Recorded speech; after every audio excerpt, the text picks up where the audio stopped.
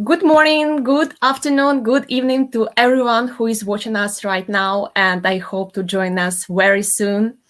Yesterday, we had so many great topics during the Recruiter Day, and believe me, we'll have even more today on our HR Day. I'm so happy to see you on our HR in IT online summits. And before we start, I just want to say thanks to all of our media partners who helped us a lot with organizing this event. It was a Hurma Automatization System, Macedonian Human Resources Association, and GRCUA job site, and also the Resource Umana media partner. I want to say many thanks to representatives of these companies. Thank you for your support, guys. It will not be so much fun without you during these days. So, and I think I'm ready to present our moderator. Actually, I think you know her. She was with us yesterday. And Nalin, I'm happy to see you today. How are you? I'm well, thanks. How are you? I'm fine, thanks. Actually, it was really crazy day yesterday, but we liked it, and I hope we have so much fun today too. So, Absolutely. what's your experience? What's your expectation for today? So, I was, besides the moderating yesterday and presenting, I think going through the rest of yesterday, I think there was a common theme that communication is key to making sure that your talent and retaining your talent and getting your talent. So whether it's branding, whether it's communicating and onboarding, whether it's exiting, whether it's whatever it is, communication is key. So I think there's lots of opportunity for companies to learn more about communicating better within the new normal. Well, actually, I'm so happy that you got some insights too during our summit, and I'm sure everybody will find something for them during today too. And so I think we can present our blogs for today. We will have 4 of them. The first one that is yours is employer brand challenges. We will also have HR in startups, remote as a challenge, and digital transformation in HR. So I think it will be a really crazy day. And Nalin, I know that our speaker is waiting to connect us like in 3 minutes. But just I want to say that actually you will have a great mix of content during your blog too. And it will be for HR and startups and for employer branding and for HR marketing. What do you think we will have in result? So, I mean, I connected with some of them beforehand using LinkedIn, and I connected and asked a few questions. So there's a little bit of a surprise later on as I found some interesting information. So stay tuned. Wow, so happy. Like, yeah, actually, we will have really nice speakers and are waiting you guys to meet them too. And so we will have today more than 12 hours of deeply professional content that I'm sure you will definitely like. Yeah, yesterday we had a quite longer day, but today I think it's you will like it too. So we are happy to present our speaker, right? Yes. Tatsuo Hidaka from Rakuten. We're happy to see you. How are you today? I'm good. Thank you for having me today. Thank you for joining us. So, Nalin, I think the floor is yours. Please do your magic. Okay. I will be on the backstage and watching you all the day. Thanks. Awesome. See you. Okay, awesome. So welcome. So Tats and I connected on LinkedIn, and he said to call him Tats. So for all of those, it just makes it a little bit easier from all of us that are around the world, even here in South Africa. So I'm coming from South Africa, and right now Tats is sitting in Singapore. So it's his afternoon, it's our morning. You know, the crazy world we're living in, the opportunities we're living in is that, you know, we have awesome people that can join us. Tats is currently serves as the general manager and employee engagement at Rakuten. He oversees and enhances of Ratuken's corporate culture, ensuring that it contributes to sustainable growth and around the world, actually, which is awesome. He has led global teams from Singapore for the past 2 years. and that's amazing. And then, his mission, with mission values. So that making sure that the vision of the organization is put into the forefront. So we welcome Tats to the stage. And Tats, do you want to share your presentation so I can upload that? Okay, thank you, Nalin. Can I share the screen by my side? Yes, you can. Let me try. Awesome. How's the weather there today? Yeah, good. It's 4:10 p.m. in Singapore. Awesome. And I see you wearing a T-shirt, so it's warm that side. Yeah. T-shirt. Rakuten with the FC Barcelona. Yep. You representing. Well done. Walking Rakuten blunt. Awesome. I can't see your screen yet. Cannot? No. Oh, hold on.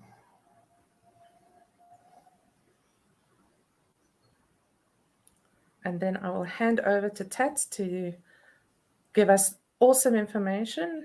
I think it's come through. Add to stream. There you go. And the stage is yours, Tats. Can you see my screen? Yes, we can. Okay, thank you, Noreen. Hi, everyone.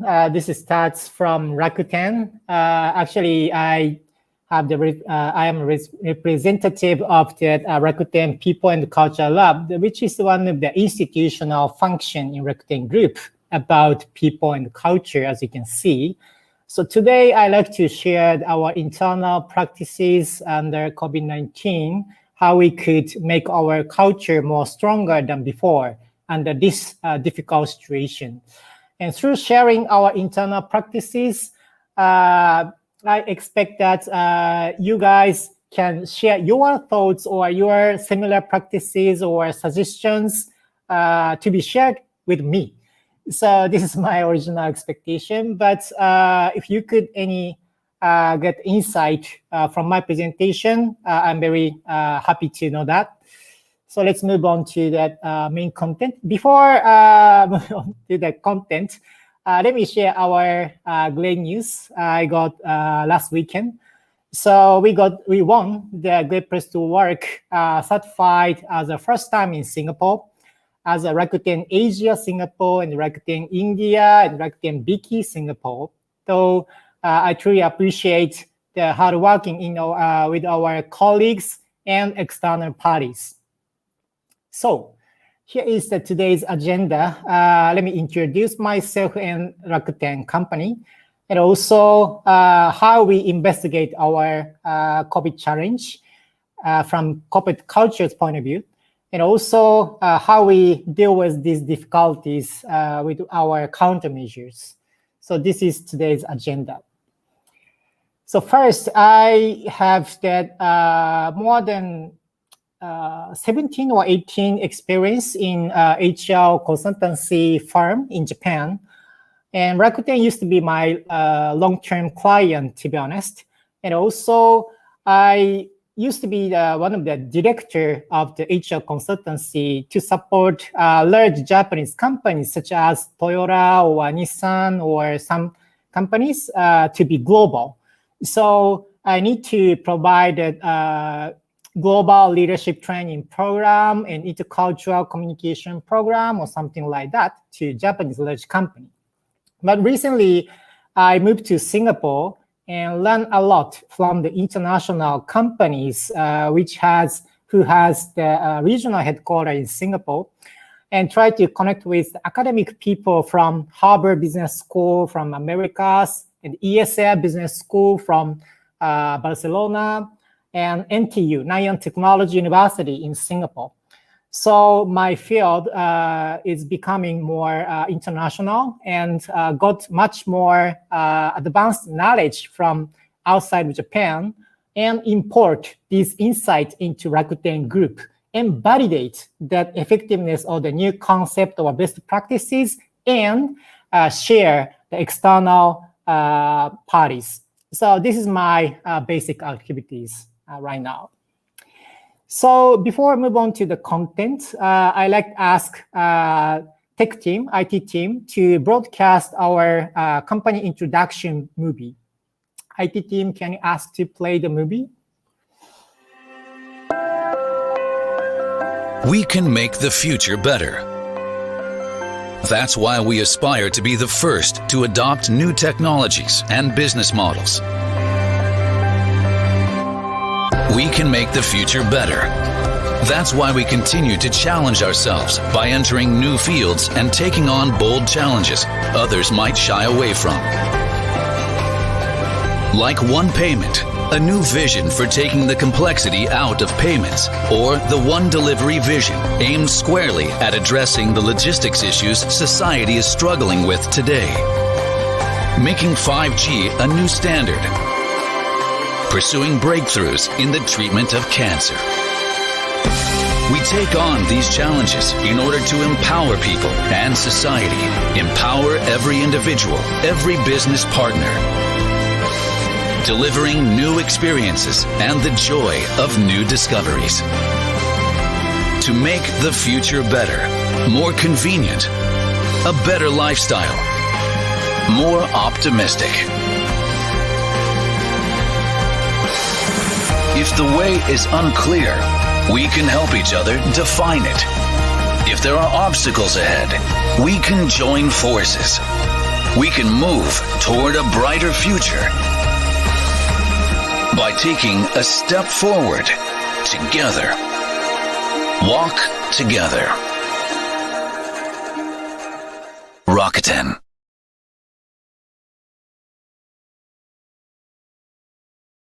Watching the movie, back to the original slide. So our mission is to contribute to society by creating value through innovation and entrepreneurship. We want to aim to be global innovation company. And our core value is here. We call our core value is Rakuten Shugi, which is that originally Japanese term, but it's like an ism or ways or something like that. But uniqueness of our core value is we consist two different type of core values. The first brand concept represents that our organizational principles, and also 5 principles for success as individual principles as a startup mind. And also based on this, our philosophy and core values, we expand a wide range of the services, more than 70. From e-commerce, fintech, digital content, mobile network, so wide range of services. So as you can imagine, we include the different type of people from different locations and different industries like that. So we have complexity and diversity in our organization across the globe. So especially in recent years, we need to expand our business ecosystem through close use linkage among our users and increasing the number of employees rapidly, and also still continuing that merger and acquisition with talented people. And also these acquisition or hiring activity will be done based on the Englishnization project, which is change our internal official language from Japanese to English. So through these activities, we can expand our business outside of Japan right now. So as you can see, to unify and make much more synergy beyond the different services, we need to make one team culture. So I established the corporate culture division outside of separated from HR function. So our aim is make strong bond with one Rakuten, and we have 2 pillars: centralize and unify under core values, corporate philosophy, and also make inclusive culture to invite different background people and make their psychological safety. And to support these 2 pillars, I established that institutional function to share that best practices and good knowledge from outside of Japan with these professionals. So under the COVID, we conducted the cultural survey to investigate what's going on in our employees, among our employees. And as you can see, when we talk about corporate culture, we can have the several and bunch of frameworks. So we borrow this 6 component from Harvard Business report. And also we investigate these elements with our employees. And after researches, we figured out that people, practice, and place this physical touch point with corporate culture was reduced than before. But on the other hand, sharing vision, values, and narrative kind of story or episode something. So thanks to the leaders' hard effort, we increased the satisfaction rate about these pink areas. So we recognize that, we need to make our information, conceptual information, more low context, and also try to have the much more opportunities to touch on the people and practice and core values. So this is our insight from the internal researches. And also, we have heard that some people might feel isolated in work from home situation. And once we got the higher productivity under a remote work situation, but our well-being status might be reduced. So we need to make better well-being status in our team anyhow. So this is that background information. And based on this information, and also I attended this external HR-related conference and collect that knowledge or best practice from other companies. And we figured out 3 key areas we need to focus on. The first, well-being. And second, culture engagement. And third, sense of belonging. They are they might be already familiar concept with yours, but we need to take the different approach on these areas. So we need to, explore the different ways or different tools and different ritual we need to create. So first, let me touch on the collective well-being part. So based on that research with the professional advisors in People and Culture Lab, we collect that tips and criteria, which point we need to reconsider under this pandemic situation. So before working from home situation, we got the members and basic working time and working desk or meeting room automatically provided by company. But under working from home situation, we need to design these elements by ourselves. But that most of people might miss the breathing space, such as how we could keep the private space with others online and how we could secure our time to with the breathing space, breaking time between meetings, among meetings, and also how we could organize our workstation in home. These elements will be very important, but might miss breathing space. So we want to provide that convenient tool to having the breathing space in team, time, place. So this is the one of the example we provide our teams, internal managers and teams to use at the beginning of the regular meeting.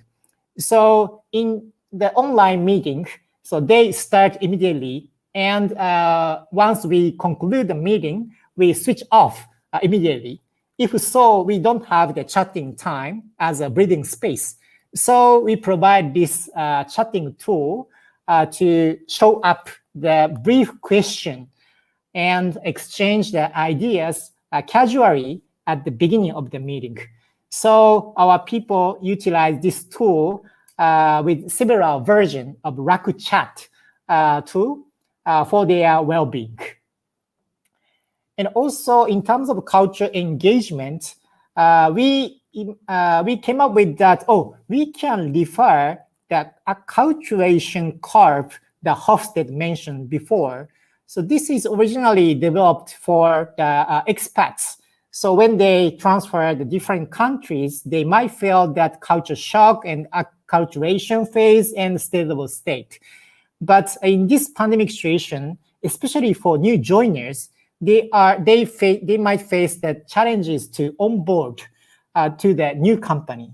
So we can utilize this motivation curve to develop and improve our onboarding journey.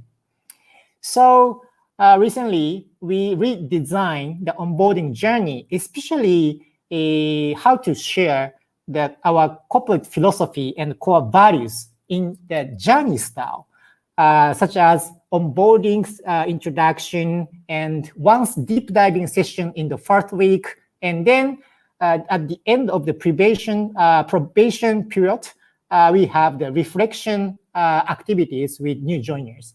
That kind of journey style will be very crucial for new joiners to understand what the corporate culture, what the core values of this company.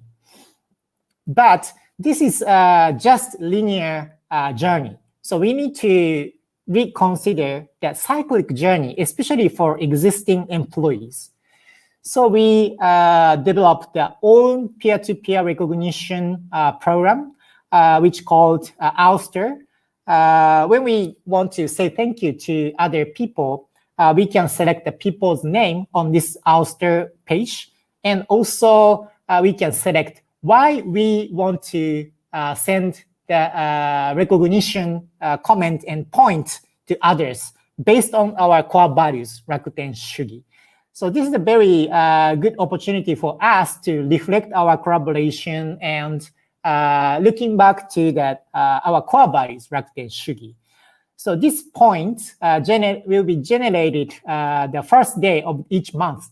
So periodically, regularly, we can have the opportunity to touch with our core values. So this is a great activities for us. But addition to that, I like to make that regular monthly, for example, global campaign like in-day in LinkedIn. I've heard that they have the monthly theme to celebrate, for example, vision, family, well-being, community, or something like that. And then all over the world, they celebrate the same topic on the same month, So they might feel that unification and solidarity across globe. We want to create such kind of global-wide belonging campaign in the future. And lastly, let me touch on that sense of belonging part. So as you know, in the international company, we have several different type of culture gap like this. So we found that great ideas called CQ, Cultural Intelligence, so which is the good knowledge package to be developed as global leaders. So as you may already know, but we can describe the 4 key elements under CQ. The CQ drive, which is the motivation to understand the different culture and different way of thinking. And also CQ knowledge, which is that kind of specific knowledge from the different cultural manners or way of thinking. And also CQ strategy. This could be kind of metacognition using the measurement of the cultural gap. And then lastly, this is a very practical one, CQ behaviors. So we can utilize this framework to reflect our, how can I say, diversity workshop related activities. So we put Rakuten CQ framework like that. The first embrace differences, observe objectively, observe differences objectively, and then take suitable action. So we encourage our people to take these steps with their daily work.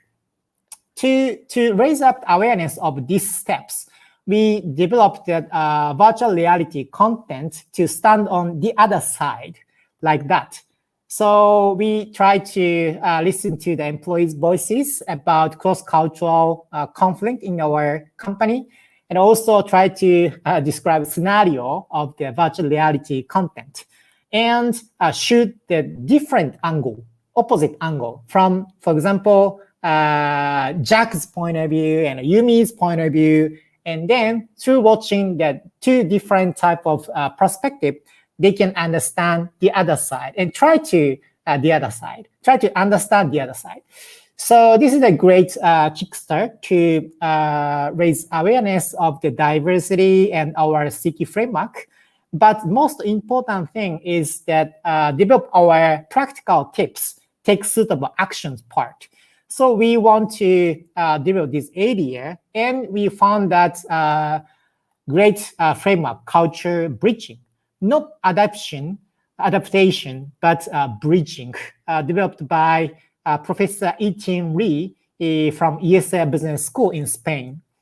So he recommends us to move forward with these 3 steps to bridge different culture.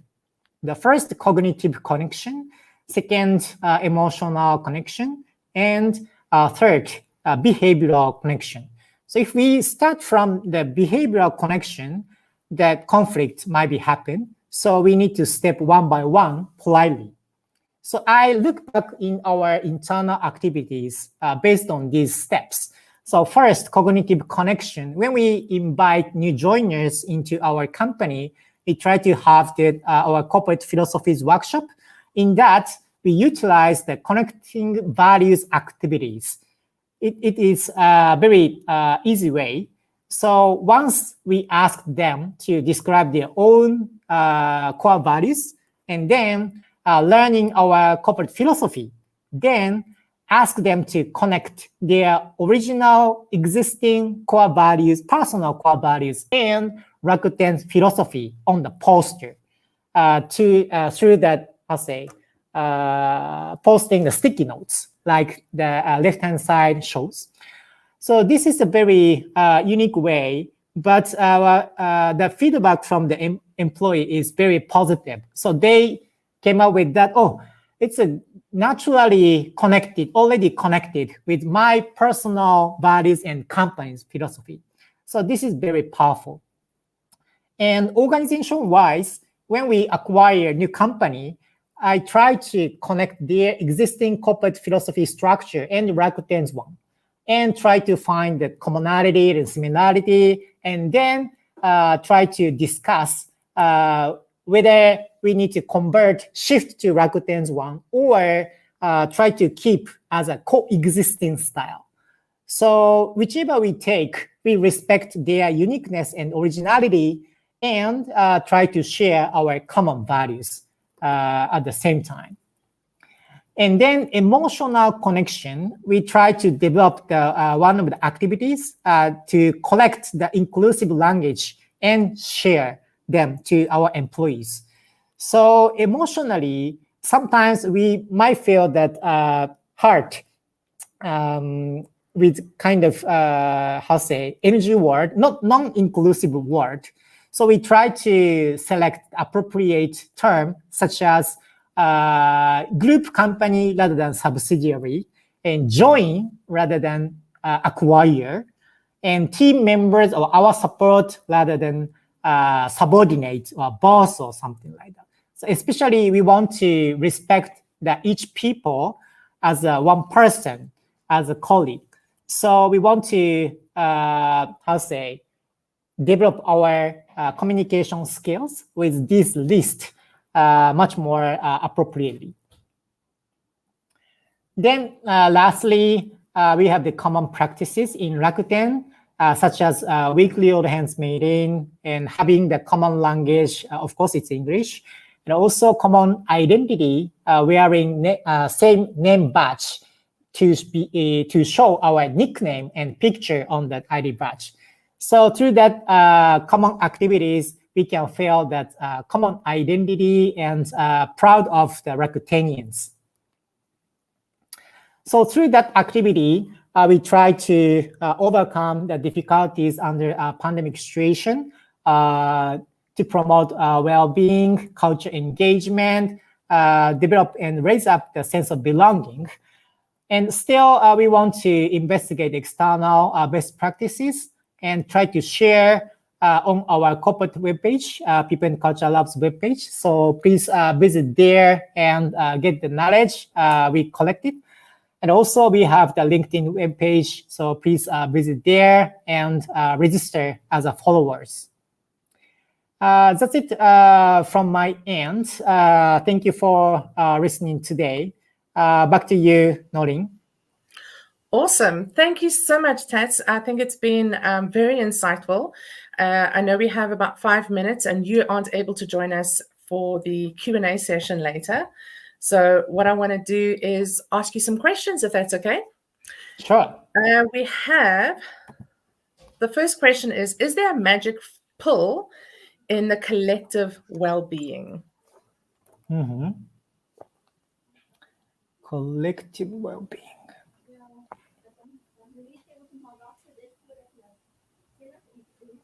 Is there do you think that there is a magic pill? Magic pill. To be honest, this concept is still, developing.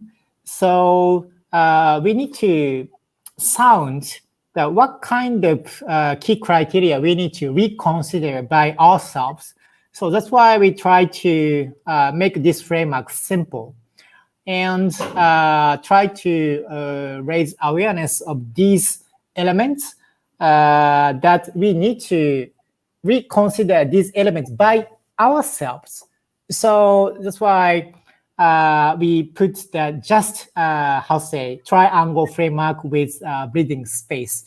So we still collecting the feedback and best practices based on this framework from many companies and try to establish that report or book in the near future. So please stay tuned. And also, I'd like to reorganize the existing great practices from other companies based on this framework. So, yeah, I like to. We're excited. We're excited to see that book come out. Thank you. There's another question. Do you think that there will be a place for human-delivered services in big IT organizations in the future? For example, corporate therapy. I see. Yeah, it's one of the possible services.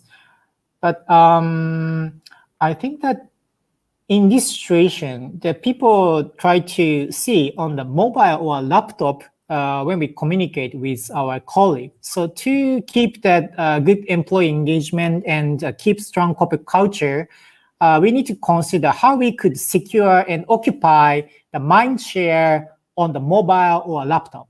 So we can develop that kind of tool or services on the app or web page or something rather than workshop or event or kind of physical services. So this is my view on the service development in HR areas. That's awesome. I think those are the questions that came specifically through for you. Thank you so much, Tats. It really has been an honor, and excited to see when the book comes out. Let us know. I will be following you on socials to make sure and share it when it does come out. Thank you so much. Thank you. We'll be in contact soon. Yep. Okay. Thanks so much. Thanks. Bye. Wrong one. The joys of technology. Today we also have Mike Pritula. He runs an academy and has 15 years of experience in the HR space. Let me just put Mike on screen. Welcome, Mike. Hi, everyone. How are you today? I'm fine, thank you. Hello from Ukraine. I saw a lot of people here in Ukraine, from Ukraine, in chat. I know, right? the Ukrainians are out in full force supporting. I love it. Mm. Tell us a little bit more about how what the weather's like. Firstly, there in Ukraine, What do you mean? what's the weather like? Weather. I see. It's rainy, cloudy, a little bit cold, but we expect better weather next week. So we have another chance before the winter to enjoy the sun. But now it's cold Awesome. and windy. Yeah. Okay, awesome. So were you going to be presenting today? If you I see you have your presentation already ready. Well done. So I'm going to hand over to you, Mike, and you've got the floor. Yeah, thank you. So I will share my experience about startup growing pains. So let's start from a little bit about my background, because I really worked for like 15 years in different companies. It was big enterprises like Alpha Bank, Starlight Media, Wargaming, and of course it was a smaller company like Preply and Ideals. And Preply, I think, was a perfect startup because I think it was maybe 4 or 5 years old at the moment. It was 50 people in the company, 3 co-founders. And when I joined, my main goal was to build the culture and performance management system so company could double its headcount within 6 months, because they were going to raise another round. And they needed someone to build the whole system. So I will share my experience and what kind of pains we had to overcome. So let's go. Today I'll share some of this information. I think it was in the agenda, so I'll skip it. And let's start from the moment when you have to decide at what time you need to hire an HR. Because if you have a startup, imagine you just launched your company and you have just one of you, two of you, like you have some co-founders. Should you hire some HR people, or you have to be HR yourself? Because I think this question, a lot of leaders, a lot of co-founders, founders, CEOs ask themselves and try to decide, should they hire HR from the very beginning, or maybe they should hire HR to be a co-founder. We will discuss it later, because I think that HR as a co-founder is very, very interesting. Or they should wait for 10 people and hire these 10 people themselves, and then hire HR to help them to manage these people and to grow to another 30 people.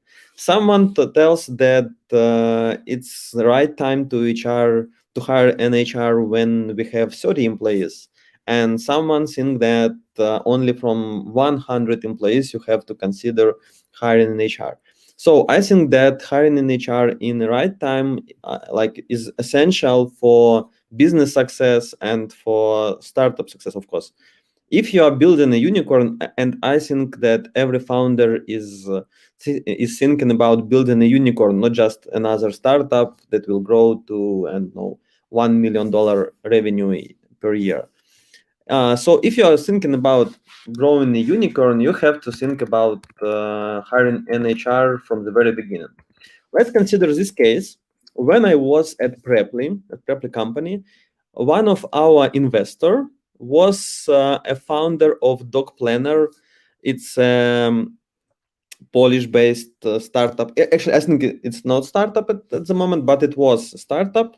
And the founder of the startup, he asked his previous HR director, Lucek, to join the company as a co-founder. So they built this company, Dog Planner. I don't know how they cost right now. I think it's a unicorn or on the way to be a unicorn. But he invited Lucek as a co-founder at the moment, because founder understood that having this kind of co-founder will help to build the business to be a unicorn very soon. Not to expect like a lot of time, not to hire a lot of different HRs, right? Because what actually happens when you have a startup? You start from maybe office manager, not a recruiter. and you give some HR work to the office manager or to your assistant. Then you hire a recruiter. Then this recruiter goes to another company, you hire HR manager. Then HR manager doesn't have enough experience and skills, and you need to hire someone more senior. So you hire head of HR, like from small company. Then you work with this head of HR, and you see that now you need to build even more stronger company, and you hire HR director from the enterprise maybe. So like you change a lot of HR people, which is not good for your startup because they don't have all this in mind. They don't know people well. People don't trust them like to those that were from the very beginning. So I think that it's a good idea to consider having HR as a co-founder of your company if you want to build a unicorn. So this is my first point. Then, so if we consider LinkedIn and if we check how many co-founders are there that previously were chief human resources officer, chief people officer, head of human resources, HR director, we will find 20,000 people in the world that are currently co-founders or maybe founders, and previously they were HR people. So I think this is a case, I think that it can work well, and you have to consider this, of course. Then, how many employees are there in the company who has an HR? Let's check this. Like, I think it was something like 200,000 people in my search result. And like some companies that have up to 10 people, they already have some HR people. You see that, from 1 to 10, 12,000 companies have this HR in their headcount. So I think it's a good idea to hire HR from the very beginning. And you see this distribution is like a very linear. So you don't see some spikes here, so like all company hire HR when they have 100 employees or 50 employees. We see very linear progression. So I think that some or every startup, they have to consider hiring HR from the very beginning.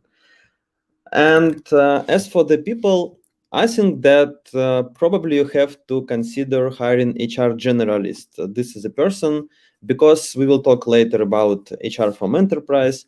I think HR generalist is the best role for the startup, not try to hire head of HR, HR director, VP of HR, CHRO, because it's not a type of company that can hire like this very high skilled people that is expected to have a lot of team to deal all HR service, to deliver all HR services. Then HR from startup or enterprise. This is a very interesting thing. Again, when a startup is considering to hire an HR, they have two options. The same was for Preply, because when I had my negotiations with Preply, they were considering other people from startups, and I was from enterprise. This is a very hard choice to hire someone from the same industries, from the same size of the company, or to consider hiring someone from bigger company, like from very successful companies that can share some experience. If we check again LinkedIn, we will see that 26 times more people from enterprise than from startups. And I think that if you want to hire an HR, you have 26 times more chances to hire perfect people from enterprise than to try to hire people from startup with the previous experience of startup. So the conclusion, yes, experience in startup is good, but people are very rare. So it's better to find people from enterprise, but try not to consider hiring head of HRs or HR directors or VP of HRs. Try to consider hiring someone for HR generalist role. Maybe someone who who was maybe HR business partner, maybe HR specialist, HR manager, but not head of HR. Okay, now we have pros and cons from for hiring HR from enterprise. If you want to hire HR from enterprise, you have a lot of pros. They are from your perfect future. They already know how your company should look like in the future, and then can bring some of the experience and share with you. When I was at Wargaming, it was, I think, 4,000 people, and we had a lot of HR services in place. We had our HR information system and everything, and this experience was like very huge, and it was good for Pritula, a very small company, to have all this at once and to build it very quickly, not to wait until HR will grow to have all this experience.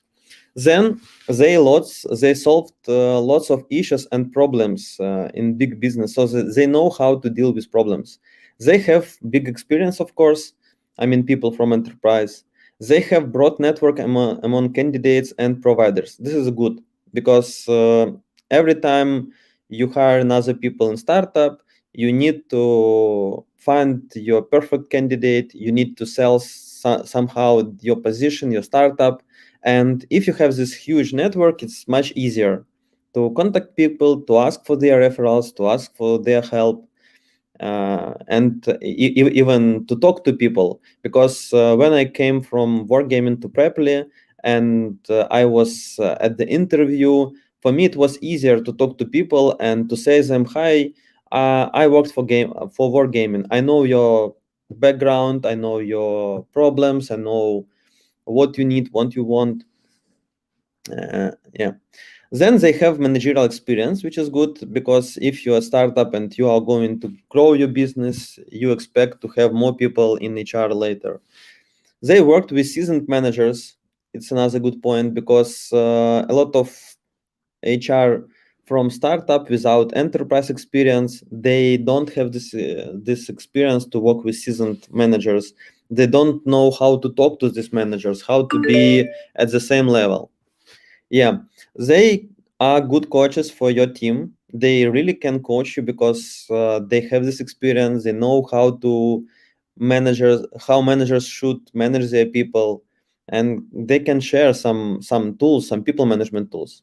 They are strategic because they used to prepare HR strategies. They know what is this, and they even can help to build company strategy, right? They have very strong business ethics, so they know how to be always in time, how to deliver results, how to focus on company problems. They have business acumen, of course. They understand business models, they understand business finances, business problems, business environment, of course. And they have long-term focus. Like they think about the future, not just about the operational stuff. But there are a lot of disadvantages for hiring people from enterprise. Of course, they are costly, and that's why we will talk about option stock later today.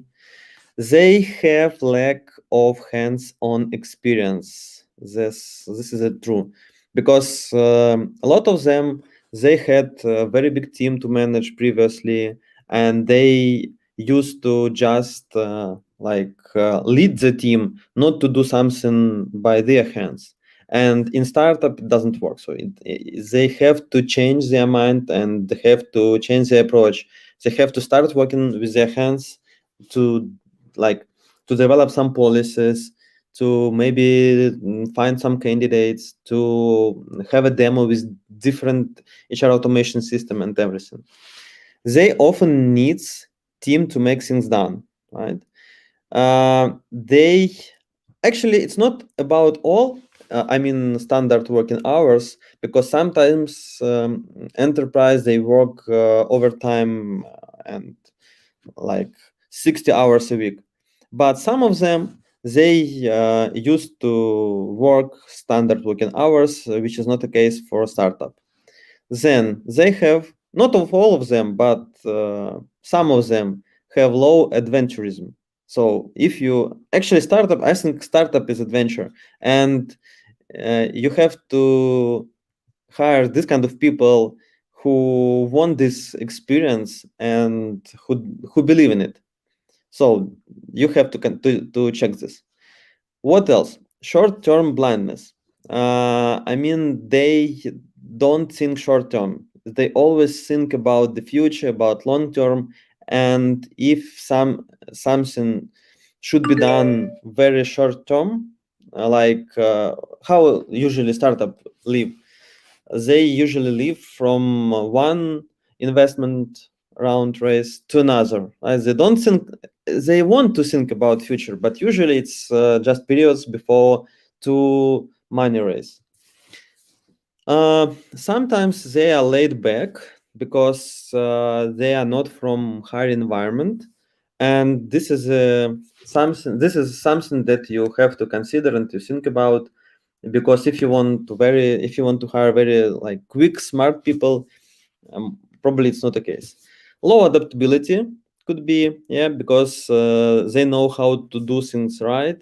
They don't want to hear from young co-founders how to do something differently, and hard to be managed by less experienced founders. This is the case, because they worked with very seasoned managers. They know how to work with leaders, and if startup founders and co-founders are young, they don't have experience, like very big experience, it could be hard to work with them.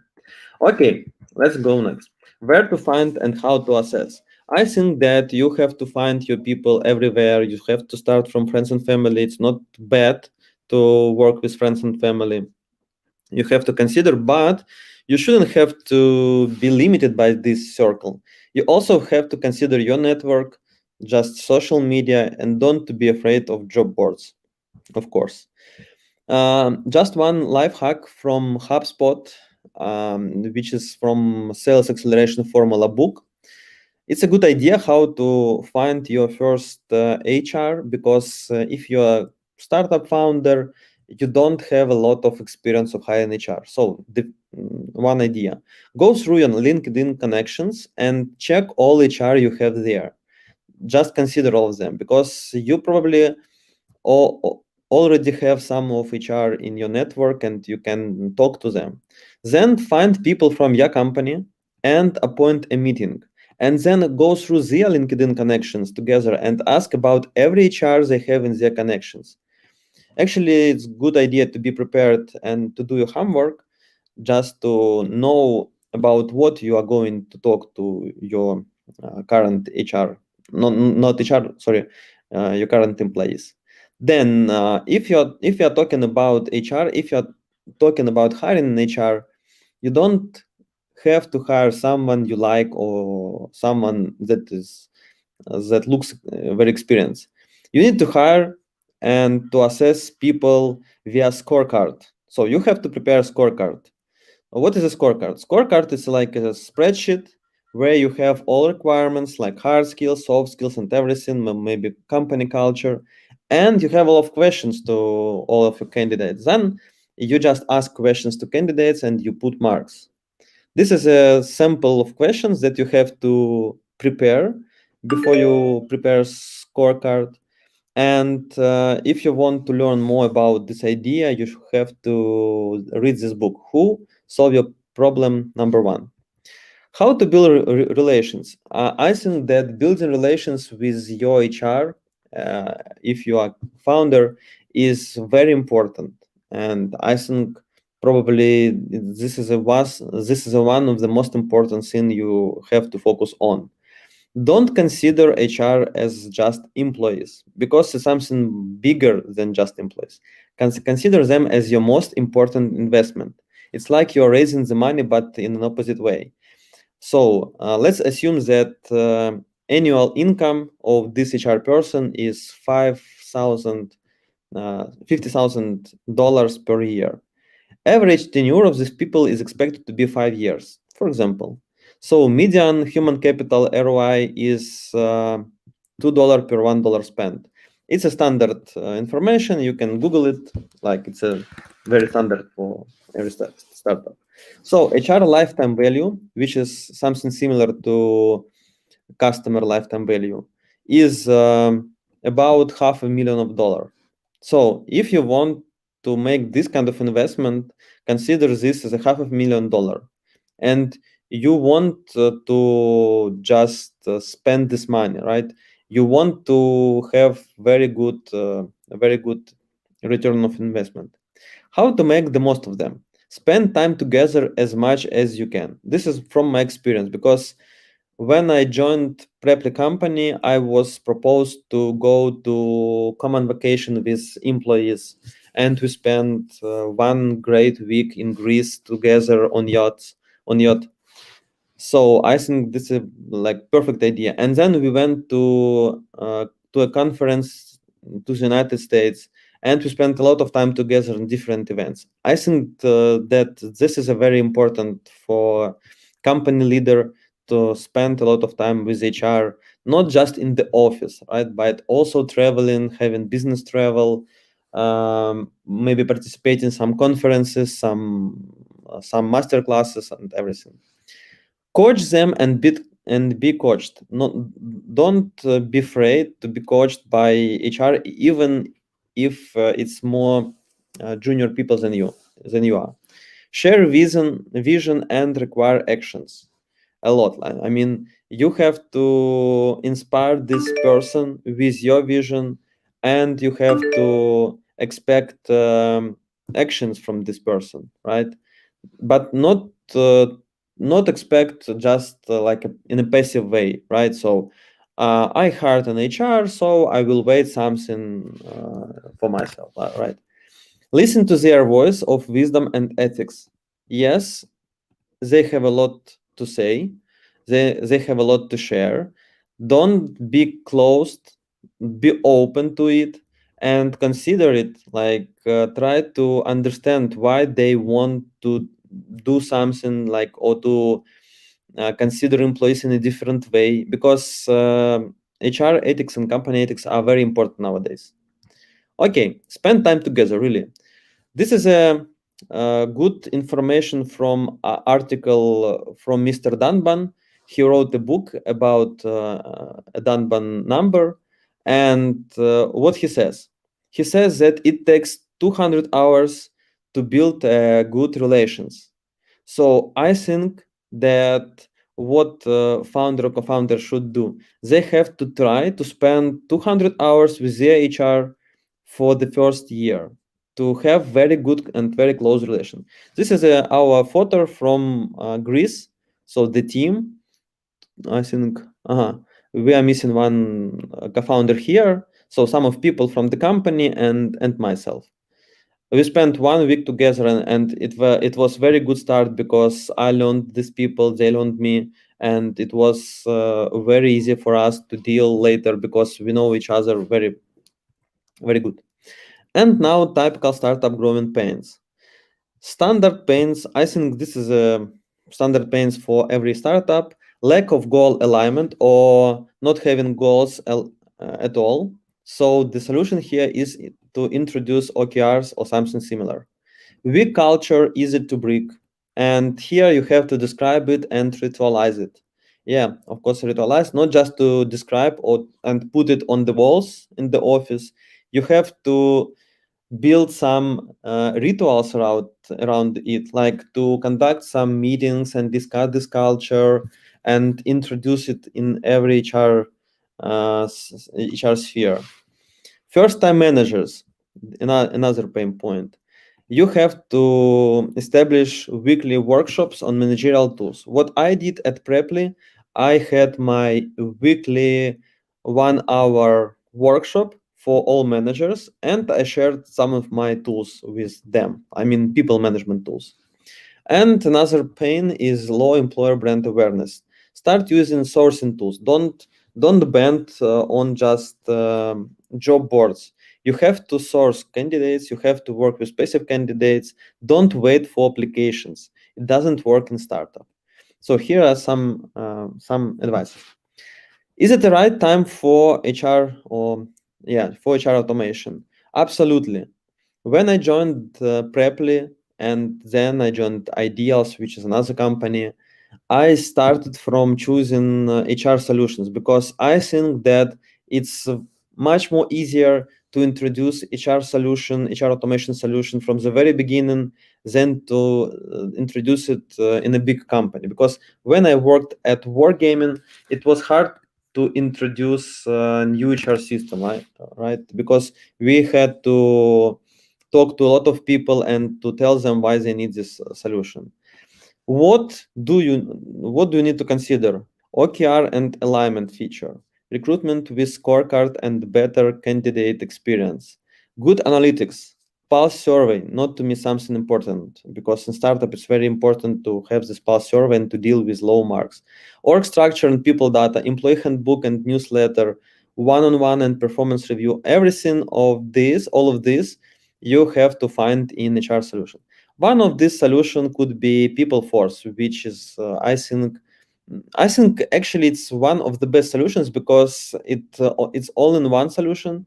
It has everything here, just in one solution. You don't have to pay for different solutions, and the price is very affordable, like super affordable. It's five times cheaper than competitors. So here you can see some of OKR and alignment. So objective, key results, numbers, status, time, and everything like comments, objective alignment. You have also here recruitment with a Kanban board. You can move candidates easily, statuses, history, pipeline analytics, source analytics, turnover analytics, like everything you have here. Of course, pulse survey, it asks employees on weekly basis or even more often how they feel themselves, and then you can deal easily with their answers. It also have a very good survey functionality because you can run ENPS survey, engagement survey, satisfaction survey, everything you want. Org structure and people data is very well organized. You can see this org structure, you can collapse everything. You can see all your employees and their positions and every information. Of course, you can put your employee handbook here as articles and then publish it and to make it very accessible for every employee. What else? You also can conduct one-on-ones here inside this system, and also you can run performance review, of course. And it's going to have 360 functionality very soon. So the last question about hiring in HR in startup, should you give them stock? Yes, I think yes. At least if you can't make them a co-founder, you have to consider give them stock. Of course, if they are co-founders, so they already have not stock, but not stock option, but stocks. Consider giving them maybe as little as half or 1%. Teach them on how to deal with this, because not all of them know how stock option works. Share company evaluations on quarterly basis or even more often, so they know how much money they make. Awaken the entrepreneur in them, so they understand that they can raise this company evaluation, then that they have influence over it. And remember, sharing the pie, you make it bigger. So don't try to make very little, to give very little, make it good option. And here I have small bonus for everyone. I prepared HR audit checklist, which has 500 strings. So you can audit your HR processes in your startup and understand what you have to build. I think organizers will share this file with every participant. If not, just ask them, and I think you can receive it. It's a link. It's in Google Spreadsheet, so you can use it. It's absolutely free for you. So yeah, this is it all. That's it from my side. I think I'm in time, and I will participate in Q&A session. So if you have any questions, please join us later today, and I'll reply to all your questions. Awesome. Well done. Thanks so much, Mike. Thank you. I really, really love that from a startup perspective that you actually try and make them as a co-founder, and that a lot of the startups actually have HR as a background. A lot of my clients actually have HR as background as well. Really? So I love it. I love that aspect. It kind of just adds a different perception of how to get your startup going in a much better sense. So thank you so much for that. Thank you. I will Thank you. see you in the Q&A session a little bit later. Yeah, see you. Awesome. Thanks so much, Mike. So I'm sure that you guys are biting at the nails to see our next speaker. Our next speaker, so excuse me if I pronounce it incorrectly, is Ilija. I'm not sure. Welcome. Hello. I don't Okay, awesome. Do you hear me well? My name is actually Ilija. Ilija is the right Ilija. pronunciation. Yeah. Ilija, awesome. Ilija comes all the way from, sorry, I did have Small and sunny Macedonia. Macedonia, that's right. He is the founder of Door Training and Consulting. And before, I mean, you can read his bio on the website and his LinkedIn profile. But I asked him a little bit of a personal question. And I asked him, what was it that you did for the first time during the pandemic? And what he answered is that he really didn't think that remote coaching would work. And so for the first time, he did it and it worked. And that was included in large-scale coaching sessions and meetings, as well as one-to-one sessions. So well done in doing that, Ilija. I think that is fantastic. Do you want to share your screen for your presentation? And then what I'll do is I will hand over controls and the floor will be yours. Okay, just waiting for the screen.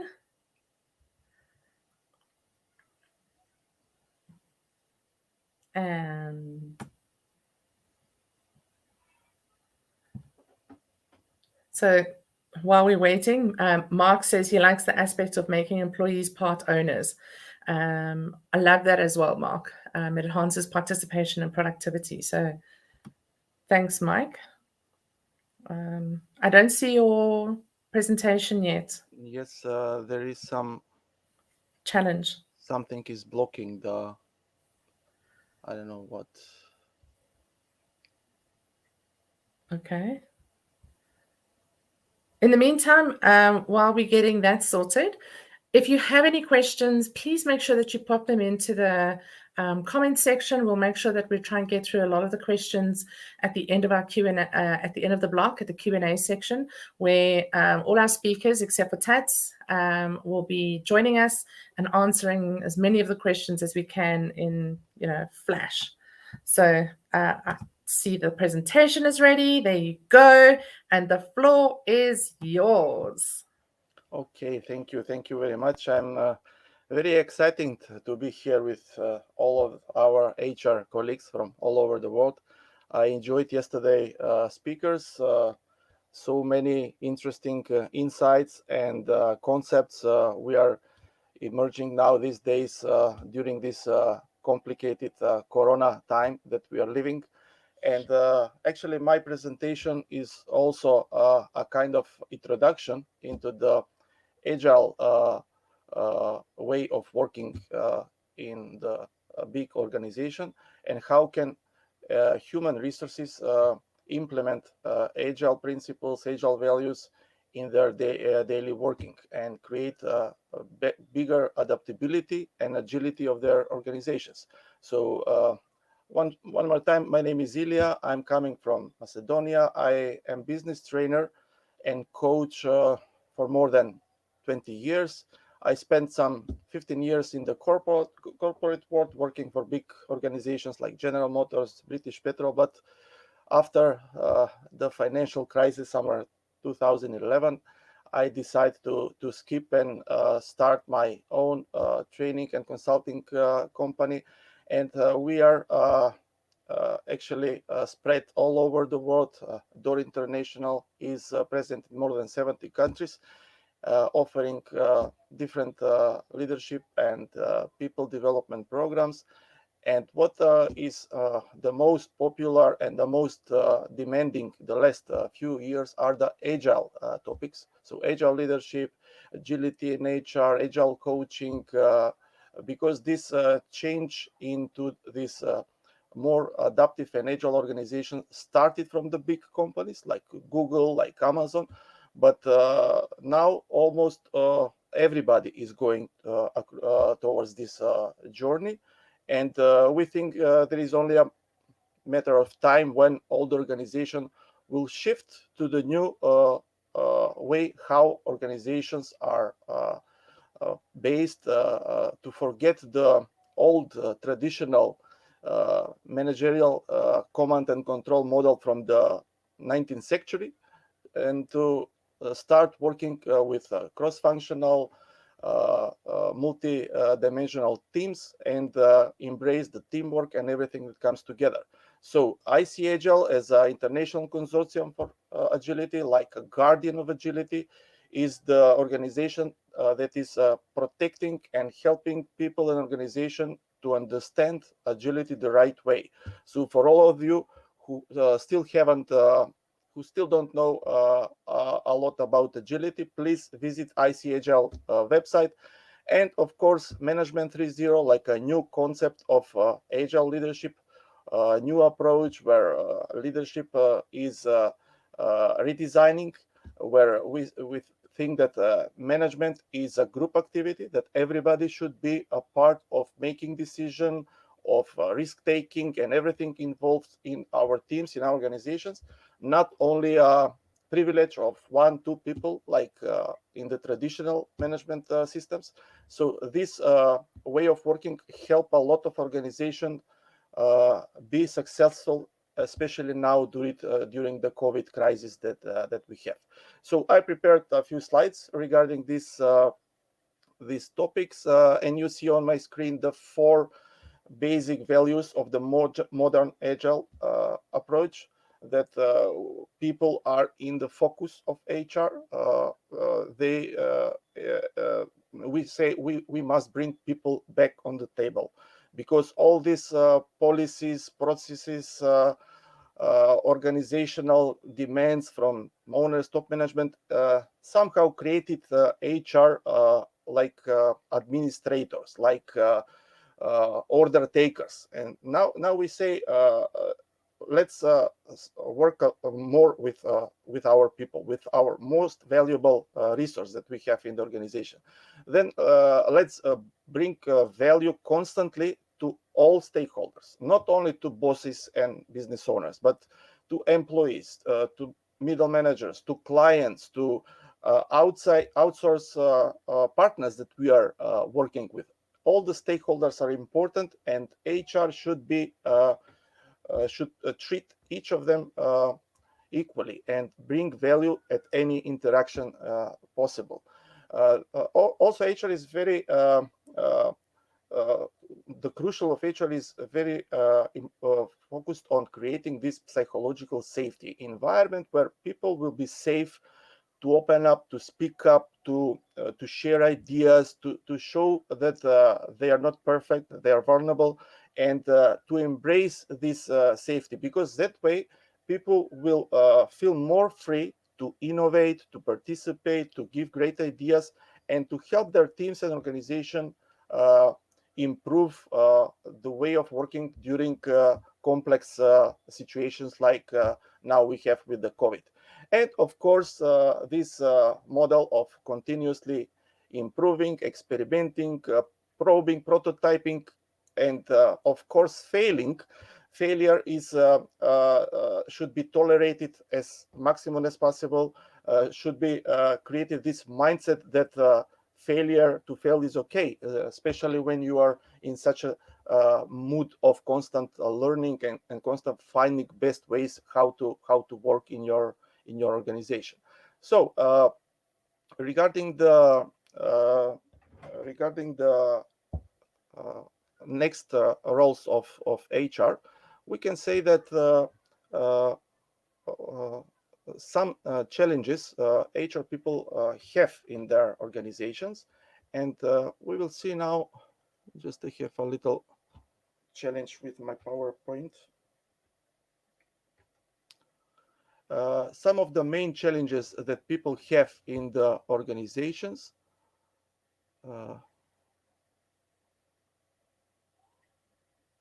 are probably yours. You can see now on my screen. Are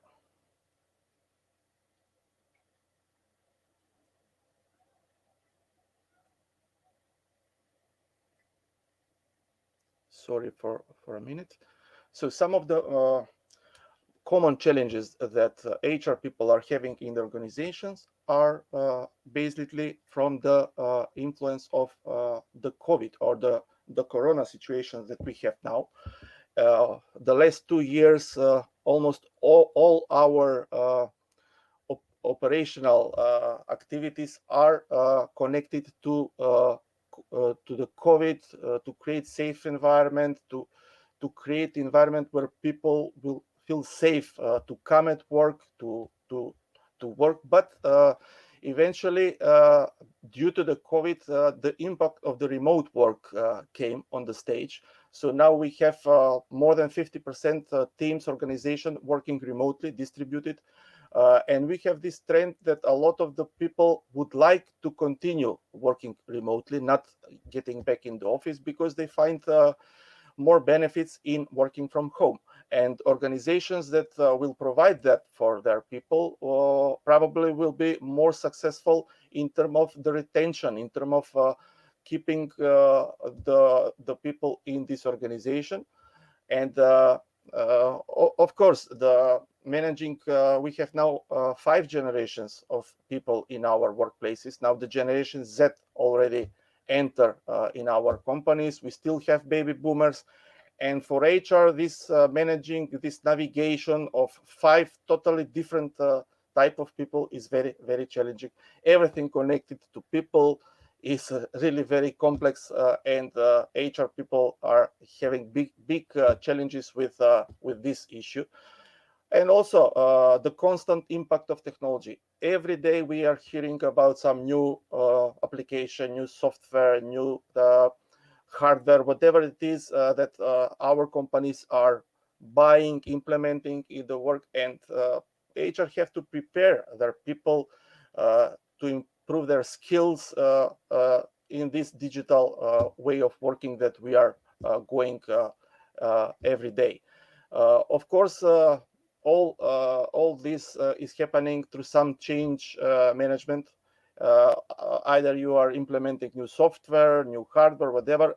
Every change is very challenging, because through this change management process, people have to we have to carry people successfully, not let many of them leave the organization due to this change, which maybe for some is not acceptable.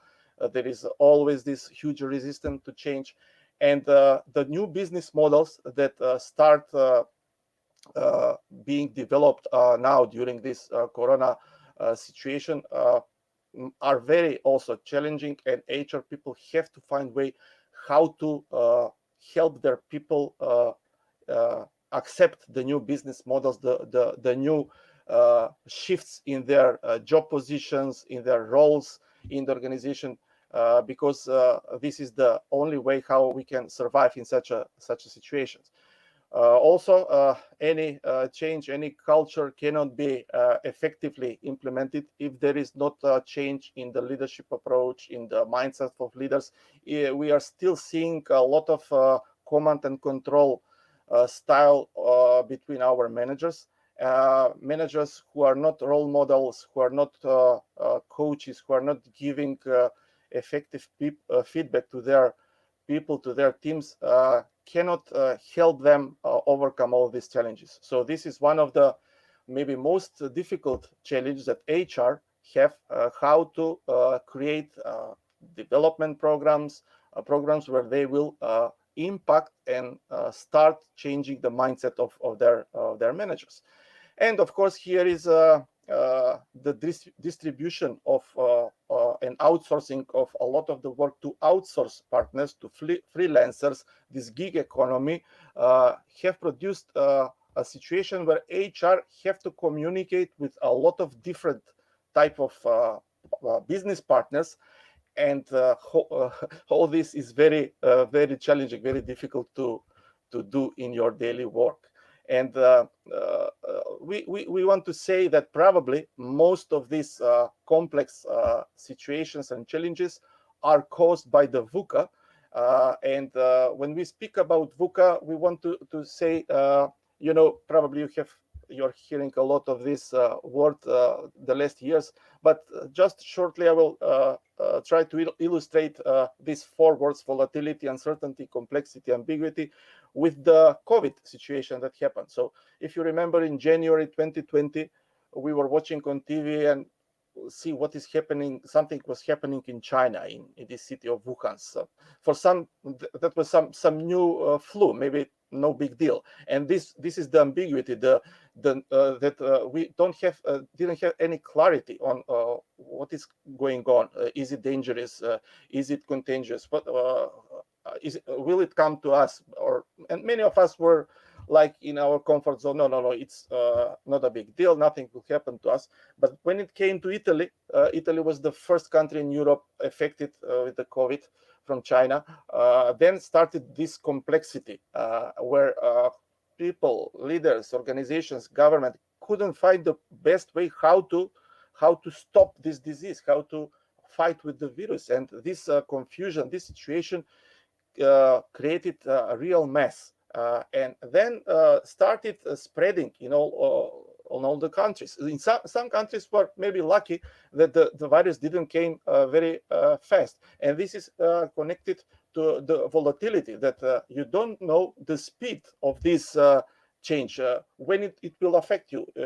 Will it come tomorrow, maybe after 1 month, after 1 year? You cannot predict the speed of this change, of this phenomenon that is happening.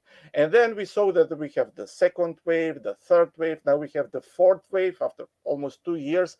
And this is connected to the uncertainty. We don't know how many mutations there will be, how many waves there will be. And this is why we start saying, but let's adopt. We cannot wait the world to reset and to return back to something that was 2 years ago. We must find a way how to adapt to this new situation, to constantly learn, to constantly explore new ways how to be successful in such a VUCA environment. And this is why we say that HR people must understand how these complex adaptive systems are working. Maybe before, this was a skill only for some scientists, maybe some business leaders. But these days, it is a skill that everybody must emerge, must sharpen, especially HR professionals. They must understand how these complex adaptive systems, like the human brain, like the bacteria, like the cities, or like how the bees are creating this community and producing honey. All these are these complex examples of complex adaptive systems where HR must understand how they work, because the organizations they are leading are also complex adaptive systems created by people from 5 generations, totally different mindsets of each of the employees. And then we have some policies, some rules, some emerging changes due to the COVID that must be implemented. And this is really a complex adaptive system that you must find a real way how to navigate and be successful in such environment. And this is one of the skills that we think that HR people should add to the traditional responsibilities, like we have here on the screen, like how to motivate people, how to change the culture, how to change the mindset of managers, how to make people more responsible, more accountable, how to improve the performance, how to measure the performance of our work, how to improve the collaboration, teamwork. And if you see all these traditional work-related questions or tasks of HR people that they are working every day, they all start with the "how can we" sentence. It is similar for all these questions. And we here in the Agile HR, we say, why should HR take care about motivating people and all these issues? Why don't we create environment, a system, a set of practices, of tools, where people will find a way how to motivate themselves personally, how to improve their performance, how to learn, how to develop themselves, where it will be individual accountability, that everybody in this new world must be accountable for himself and find a way how, by using the tools, the policies, everything that this organization is providing, to find a motivation in this, to find and create a growth mindset, to find how to better communicate with people, is it remotely or in person. So these are the main, this is the main task, the main obligation of HR people in agile environment. And if we ask the question, how can this agile HR help big organizations like Google, Amazon, all these that already are agile in their way of working? Every year they create some statistics, and the statistics says that if you implement agile way of working, you will launch faster your products to the market. If, for example, previously one HR department needed 1 year to create a performance management system or a talent management system, now if the same HR team is working on the agile way by using some framework like Scrum or Kanban or something else, they can improve the efficiency for 60%. They will launch the product 60% faster than by traditional running projects or traditional project management principles. Then because we speak, some of the values are experimenting, are creating this psychological safety. Well, in this and improving the diversity, especially now when we work remotely, then it's okay to expect bigger innovations. Why? Because everybody will contribute in sharing ideas, in bringing good practices to the table, because they will be safe to share the ideas. Nobody will judge them, nobody will punish them. So innovation is something which is very important. And if we didn't have this innovation, probably companies like Pfizer, AstraZeneca maybe will not be so successful in finding the vaccine for the COVID. And but when we have the innovation and when we created the vaccine, then after that will come the profitability and the financial results. We cannot put on the first place any more profitability, productivity. We must put innovation on the first, like a first imperative of every organization, because if we don't innovate and if we don't find the vaccine, there will not be profit, there will not be production. Now nothing will happen if we don't find a cure how to fight with all the challenges that are coming on our way. And of course, in this team environment, in this diverse environment, it is you see 57% improved the employee morale, the engagement. All these things are coming after you will create this environment where people can benefit, can shine. And when we want to somehow describe agility, this buzzword, what it is, agility, what it means, it is usually there are a lot of definition, a lot of views, perspectives on this topic. But what I like most is to say that probably it is connected to these 4 words. So it is connected to the speed of change. I want to say that for me, agility is to move fast. During this fast movement, you have to learn, to experiment, and to change if you want to bring the results that you planned. So without experimenting and without changing and adapting to everyday challenges that we have in this new world, we cannot create the results that we planned. We will fail. And this is why agility means adapting change, embracing the change, having this mindset that we will always change, we will always take risks and is experimenting to find a better ways of working. We will forget about the comfort zone and wait the COVID to finish, that the world will reset and get back to what was 2 years ago. We must forget it. We must find a way how to go further and fight with all the challenges that are coming on our way.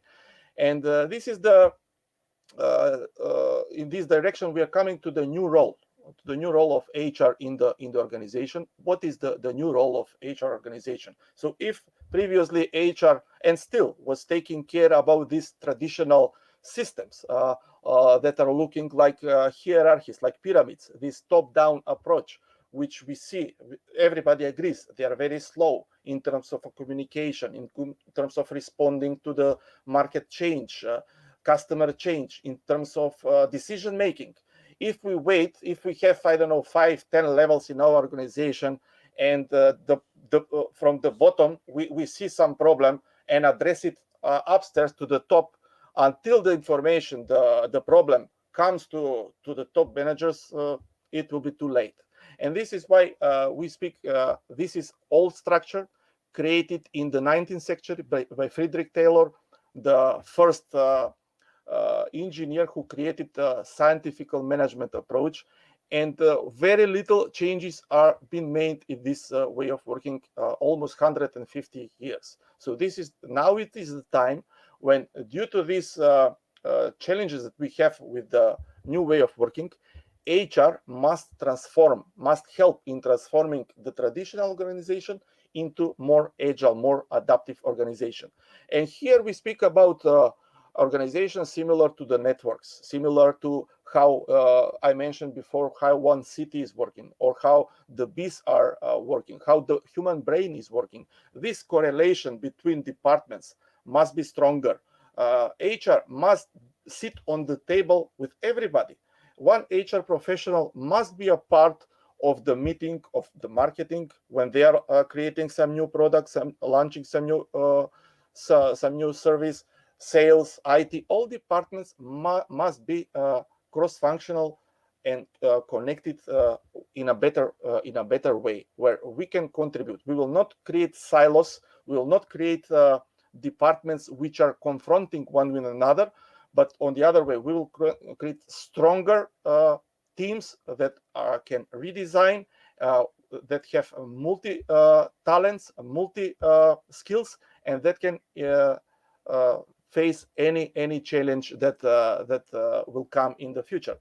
And to be successful in all these things, HR must understand the agile principles. Agile principles are designed 20 years ago by the software engineers, software developers.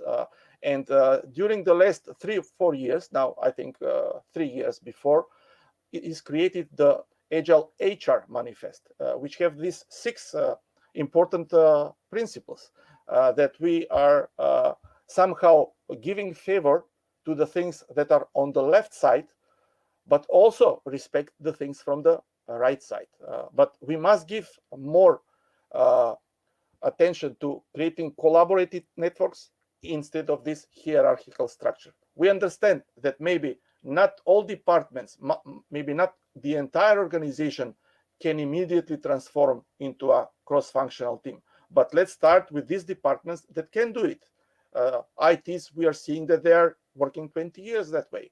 We are seeing marketing departments, finance departments, HR departments, in almost all production factories where I'm going, where I'm visiting, working with, I see their teams that are in the supply chain, the teams in the project management, they all shifted to Scrum or to Kanban, to some other agile way of working.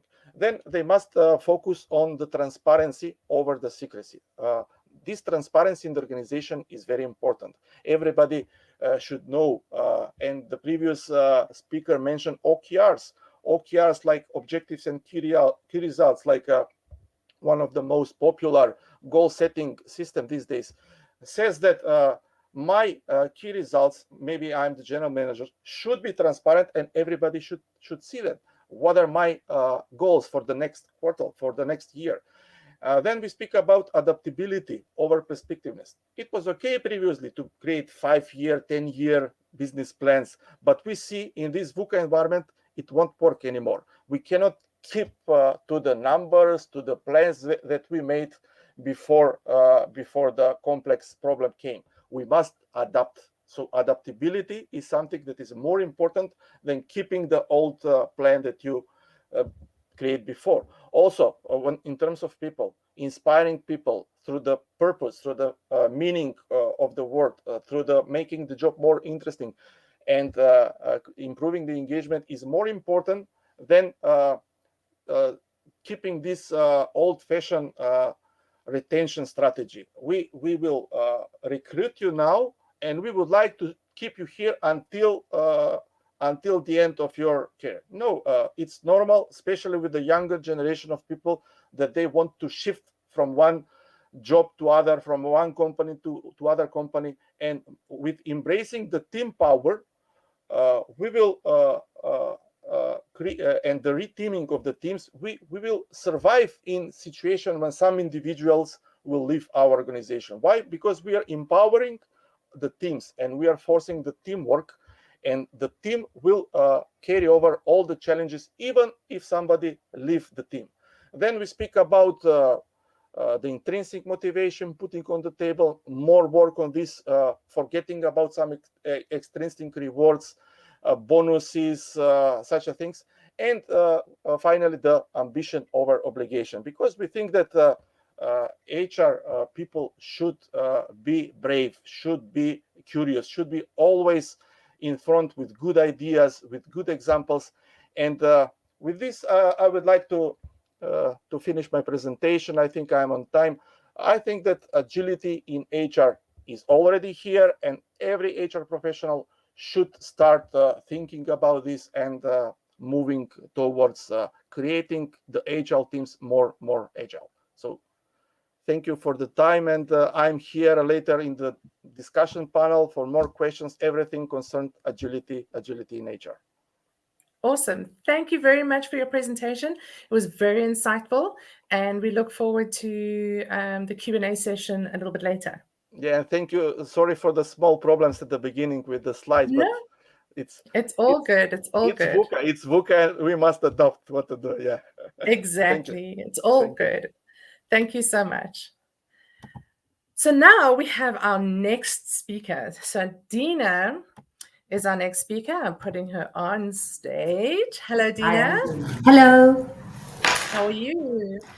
Good, good in the incredible sunny London.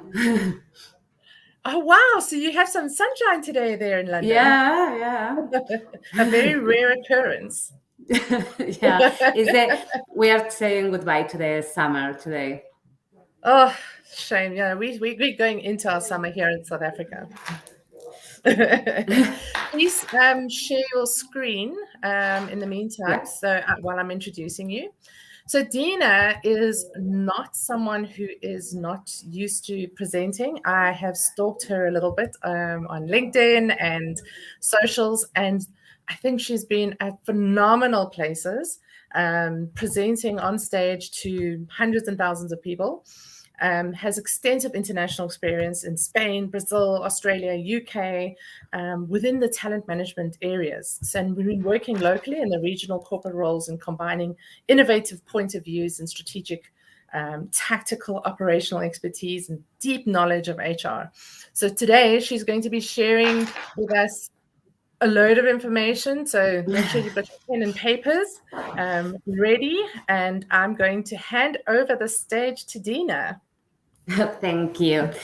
So today I would like to talk about ADSTRA. ADSTRA was a project, an initiative that we launched in order to adapt our organization, 1 year and a half ago, to the new context. So the first thing that we ran was an internal diagnosis. So we talked with our people, we talked with our business to understand the new needs, to understand what moved them, and how to manage all our workforce in this new situation. And with this, we create ADSTRA. The conclusions of the diagnosis were so exciting for us because our people, even though we were all working from home in this new era, they still wanted to grow together. They wanted to have this, to be a company in their career paths. Then our people ask us to build the future. So you know that along the last almost 2 years, we have been working for today. And it's normal because at the end we were in a global pandemic, but our people wanted to know more, wanted to know what is going to happen with our organization next. And I want to be involved on this. So, and the last conclusion of this diagnosis was dreaming big. So our people want a purpose-driven work, because all of us are working in companies that at the end have to be profitable. All of us work for money, but our people want to create an impact, want to create a better society together. So when we start to think about these conclusions, we're like, wow. So it's not just about our people want training or our people want a better onboarding. No. Our people want something bigger. So our people is looking at the stars, and our vision as culture and employee experience is to go beyond the stars. So we create a people-centric plan to create the best company to work for. So the second part of this plan, of this definition, was to work with our employees again to understand the employee journey. So at the end of the day, your journey could change even each 2 months or each year, but with this pandemic, our employee journey changed more. Or I'm going to say that we have different points of or peaks and pits. During this situation, our needs changed a little bit. So we created this employee journey together with them, and we identified this moment of truth in the employee journey map. The launch is all the things that we run in the first moments in the company, from the very beginning when they start to hear about us until they join the company and they are starting to work with us. The crew, all around initiatives for engagement and for creating bonds inside the organization. Taking the controls. This is new and this is very interesting. This is a new in this case, a new moment of truth in our employee journey, because our people identify something very interesting, that is, if you, in the moment in which you understand that you are in charge of your life, that you are the protagonist or the main character of your career, in the moment in which you take the rights, you can do whatever you want. So you feel that you have the control of everything and that you make decisions aligned with your own purpose.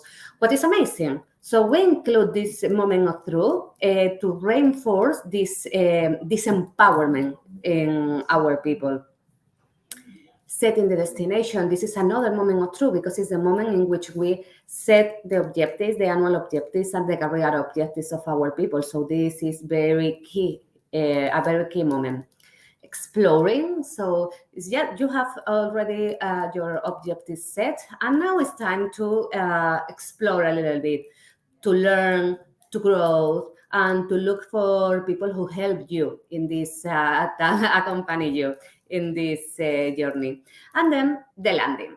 That is the moment in which you meet the objectives that you have set before. So this is our journey. And in every single moment of truth, we launch initiatives to put our people in the center. So the launch, as I told before, all the things regarding recruitment and onboarding strategies, employer branding, candidate experience, and our virtual onboarding. So in terms of employer branding, we decide to, why not, instead of be ourselves the ones who do the employer branding, how about to do it with our people? So if we have created a good employee experience, they are going to be the ambassadors of the company. And it's true. So we create targeted campaigns together with our employees. We run career fairs, panel discussions, sessions in universities, sessions open to the whole country. We establish bonds with new stakeholders, and all together with our employees. Candidate experience. So for us, it's key, the moment of the recruitment. So we train our executive team, our middle management, our senior managers to evaluate the critical competencies required to join Everest. And we create a competency-based and cultural fit assess to help everyone in the company to be able to select the best, the right talent for the right project. Well, we were candidate Silver Award winner in candidate experience into all these projects. The launches, all the strategies that we run regarding onboarding. We base our onboarding in the research of Stanford University regarding career transitions. So we create a 100 days onboarding with different moments. From the first day to the moment in which we understand that they have acquired all the knowledge that they need from Everest. And in this case, we have gamified the whole onboarding. So we have included trainings, mentoring. We have included a video game called The Map, in which we they have different screens and they have to solve some questions and things regarding our culture, our values, our development model, etc. We have included as well a skate box that is online and is our CEO has been kidnapping, and all the clues that we put to rescue the CEO are regarding with Everest. So everything is has been gamified and everything is online. The crew, all the engagement strategies that are very focused in well-being, diversity and inclusion, and onboarding. So when someone decides to leave the company, they have a pleasant experience. Our onboarding, our well-being strategy has been created over the Positive Psychology Foundations and all the research that has been done in Pennsylvania University, Martin Seligman team, that is very focused in anticipate risks and not in treat disease. And then in all the cognitive behavioral therapy. With this, we have created a well-being plan with focus in how to create a positive mindset. We have programs like self-love, it's not selfish, how to build a positive mindset, creating confidence, etc. Feel your body, so this harmony or this balance, mind and body, and then the social bit that, as you know, now is more important than ever to create these bonds. In the crew as well, we have included our diversity and inclusion strategy. Our diversity and inclusion plan is based in neurodiversity, and it's called My Uniqueness, because at the end we all have different ways to interpret the world that is around us. All of us have different interests, motivations, and we are natural better in some things, some poor in others. So we create this plan with this foundation and with two lines, all the things regarding awareness and the high impact. So the things that you have to do to really make a change in the organization. In the crew as well, we include communications. So one of the things that we want is to put our people in the stage. We have a lot of people with a lot of knowledge, hobbies, and things, interests that they want to talk about. And in a moment in which we are all working from home, sometimes you don't have the opportunity to talk about your passions. So we decide to create inspiring talks that are like tech talks, but with our professionals. It's amazing how well these inspiring talks have worked, because there are just 20 minutes, 15 minutes of talk and 5 minutes of Q&A. And a very good response from our colleagues. Breakfast with the CEO, a digital workplace called Togo with all the information for our employees. Taking the controls. This is the moment that I told you before that it was new in this journey. In this moment, we have included self-awareness strategies. So we have launched several programs to develop our people personal and professionally. As well, we have launched the one-to-one career advisory sessions to help our people as well to understand what they want, to identify what they want to achieve, what are their motivations, and help them to go to them by using the tools that we give them. Well, different strategies, including drive your development, navigating through Everest, and the programs that work in self-confidence, in self-awareness, in personal brand, and with inspired experiences from other members of our team.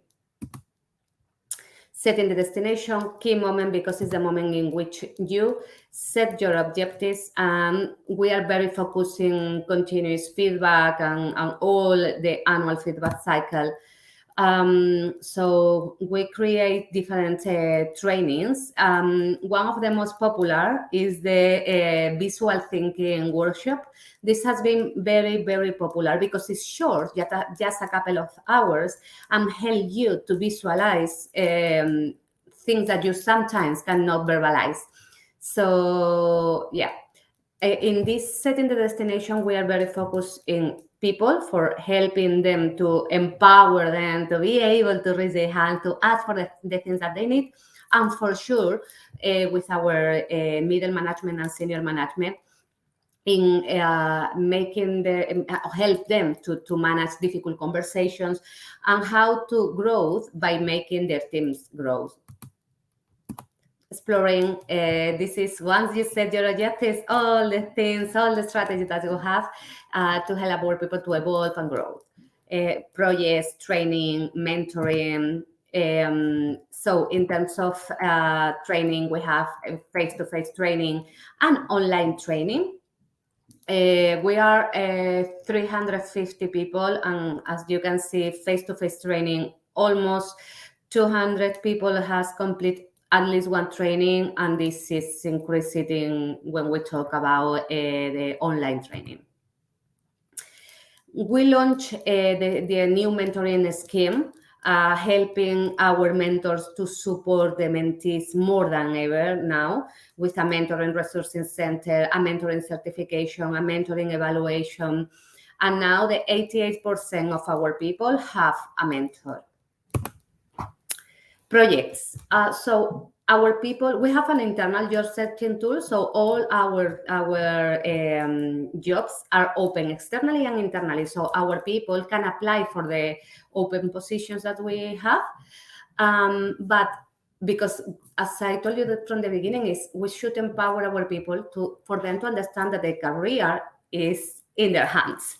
But apart from that, every time that we assign someone to a project, we are a consultancy firm.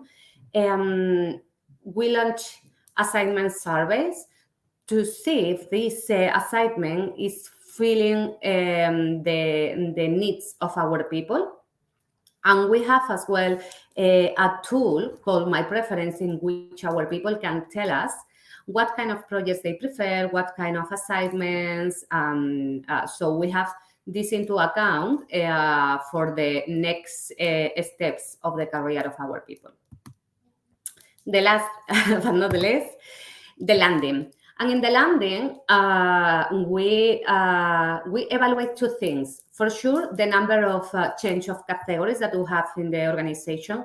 We had this year that 30% of our people change the category, what is a huge number, having into account the situation. But as well, in this moment, because this is a key moment that it was a moment of pain, we evaluate as well our supervisors, so our middle management and senior managers. These are, anonymous surveys. And the result of these surveys, of these anonymous surveys, is that almost the 86.6% of teams want to work again with the supervisors. Why we run this kind of surveys? Because, as you know, sometimes people, when people leave the company, don't leave the company because of the company, but because of the line manager.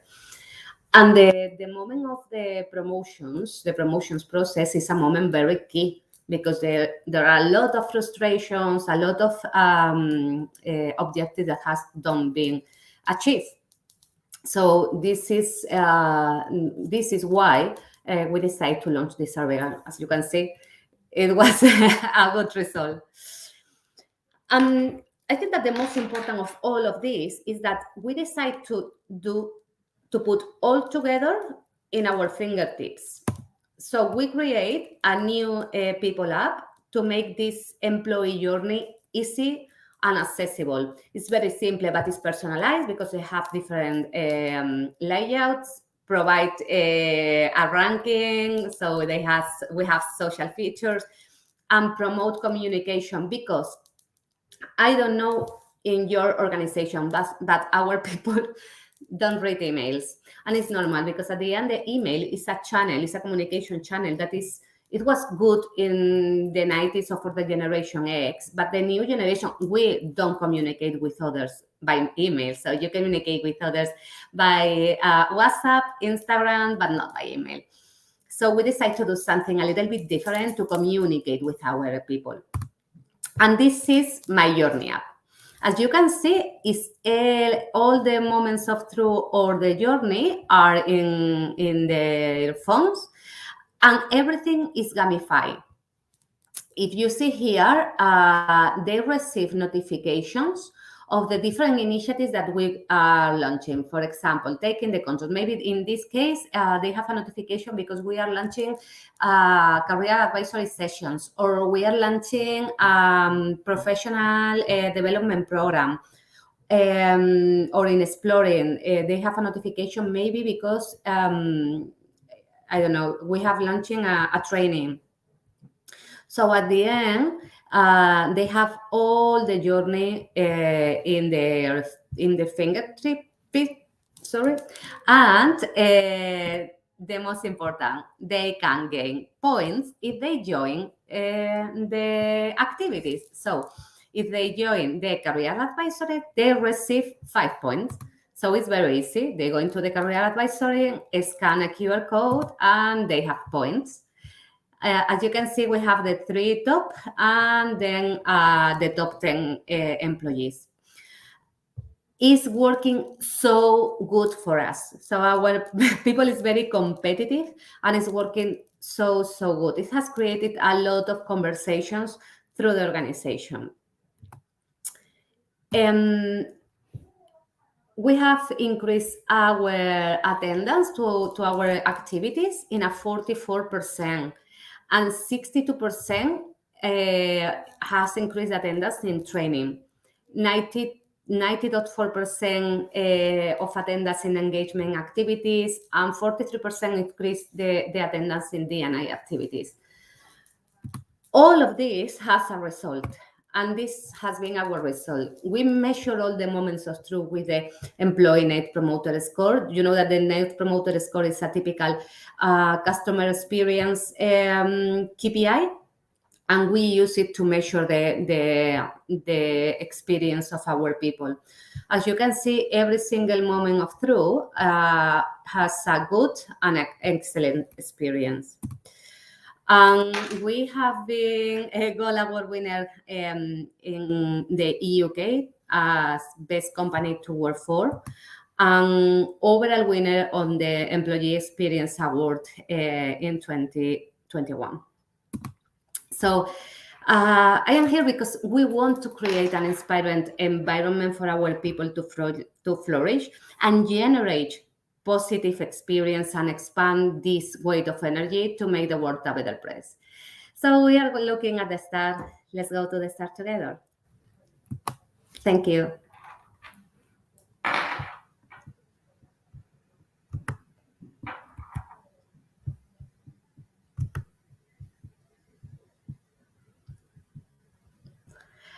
Sorry, Nolan, you are on mute. I muted myself. Well done on a fantastic presentation. It's really inspiring to see what you guys are doing with employee engagement and using your own employees as brand ambassadors. I actually spoke about that in a session yesterday in day 1.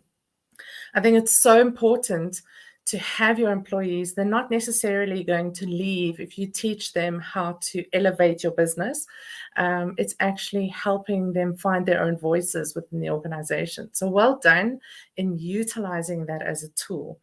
So I'm going to see you in the Q&A session after our next speaker.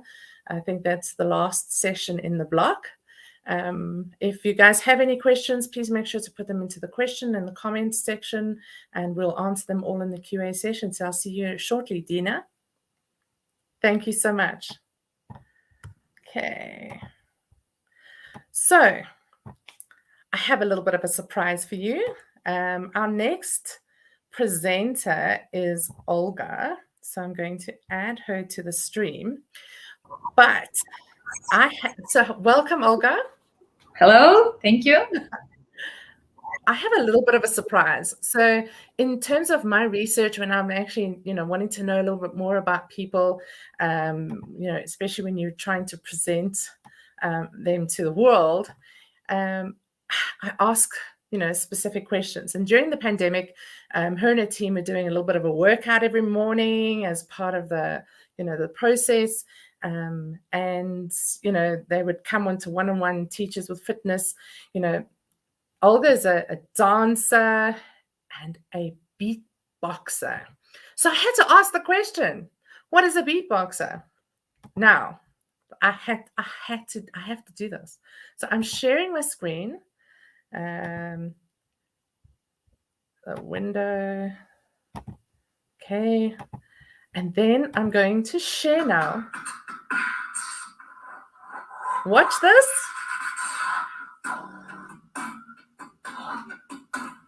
Wow. So I had to just do a little bit of a brag for Olga there. So she's a beatboxer. I didn't know what a beatboxer is. And then when I saw that, I was like, pitch perfect number. I don't know what pitch perfect number there is now. So, I'm pitching it there for you already, Olga. Next pitch perfect, you're there for, we'll watch you there.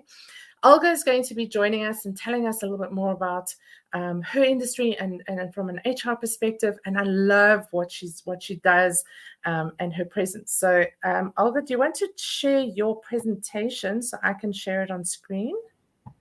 Yes. And then, awesome. Thank you for a wonderful introduction. You're welcome. Something different. I love that. I love that. So it breaks the ice and everybody's kind of like very keen. So follow her on Instagram for more. Okay, awesome. Can you see my screen now? I can see your screen. Well done. And you have the stage. Oh, wonderful. Hello again, and thank you for learning more about me, both as a professional and as a personality. I'm an owner of Neba Ideas Agency. We are an agency from Ukraine, and Neba on our language means the sky. So the sky is cloudy today, but this presentation still has to be fun for you, because we're going to be talking about how to launch a creative digital HR campaign. And not many companies nowadays make their HR live, and like you can feel the soul of the company from what they do in their marketing. And we had recently such a project where we had a chance to actually show the inside life of the company to their potential new people in the team. So a bit about me. You already know that I'm a beatboxer, but also I'm an Effie Grand Prix holder. I was the first one to present Ukraine at Roger Hatchell Academy in Cannes Lion. I'm a member of jury of ADC and Effie Festival. And also I'm a young Ukrainian entrepreneur. And it's quite important for my clients that I know which challenges they're facing and which problems they're dealing with, especially right now during the pandemic, during the crisis. It is important for them that I'm not only marketer, but also entrepreneur. So we can be at the same page. I have a short showreel of my agency, which I believe that colleagues from the Geekle are going to share from their screen, or I can try mine. Let me know which way is going to work better here.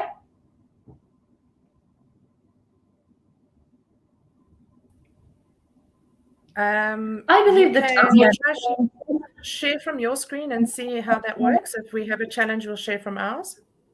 Sure. Let's try this. I see that it's not working properly. So let me know if wonderful people from your team can. First one, the showreel one.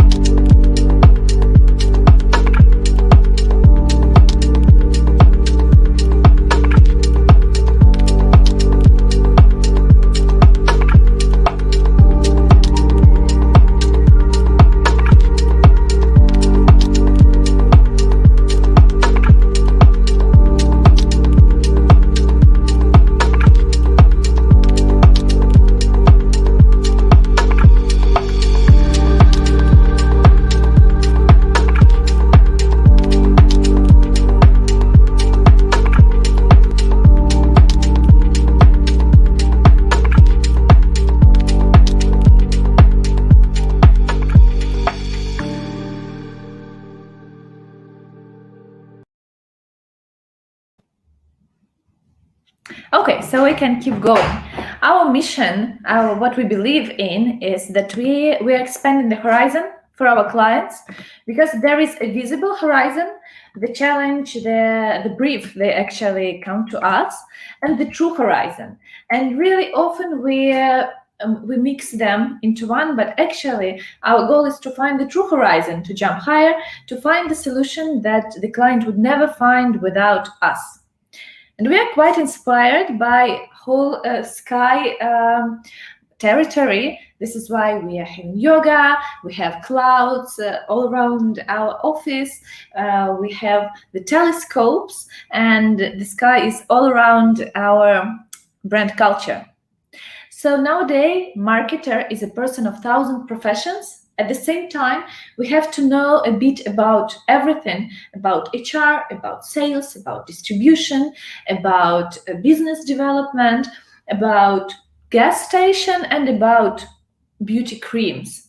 And this is a beautiful mixology, I believe, because it gives us an opportunity to actually jump into any category and to learn really, really fast. But to be able to create for people, to create about people, you need to live a lot, and actually to try new food, new experience, to try new hobbies. This is why we're always challenging ourselves to taste the life differently, because unfortunately the marketing, the creative ideas, they don't come into your head out of the serious articles you read. They come out of your real life experience. So we believe that you're born naked and everything else is drag. This is what RuPaul, one of the most famous drag queens in the world, says. And that's actually true. And according to his words about drag, what we do is also drag, but for brands. So we help brands to understand what is their look they want to share, what is their philosophy. Do they want to shine bright, or do they want to be calm at the moment? This is what we have to decide before we even start our communication. And we have one of the cases. It was before the pandemic, and it was strongly around the culture. It shows how the brand can actually communicate without spending a lot of money on media, and with overcoming restrictions, because this is a very specific category. The sex content is forbidden in Instagram, Facebook, outdoor advertising, and so on.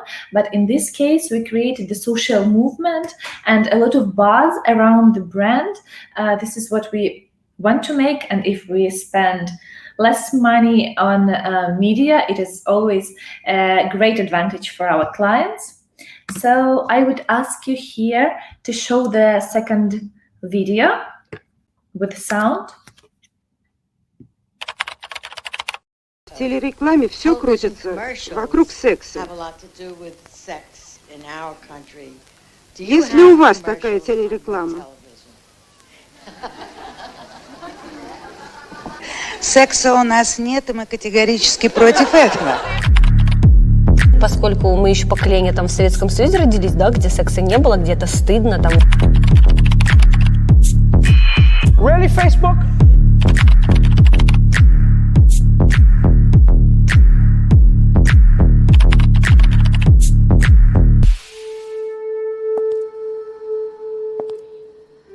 Мне стыдно. Мне очень стыдно, когда дрессируют диких животных. Но не стыдно за дикий секс. Но мне не стыдно за секс на кухне. Но мне не стыдно за жаркий секс. Очень яркий секс. Чтоб сосочки были закрыты, пожалуйста. Что такое не стыдно за? Каким образом сегодняшняя наша гостья с этим делом связана? Мы, конечно, будем сегодня обсуждать.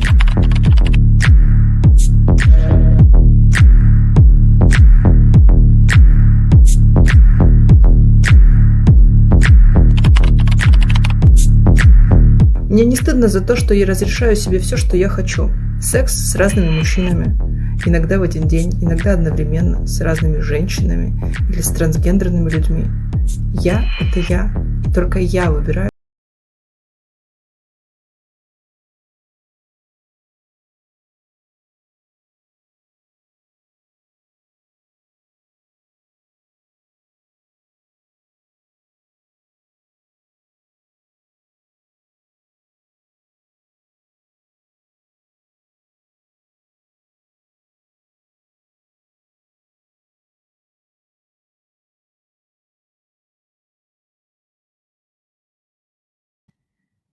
This is probably the most provocative case we made.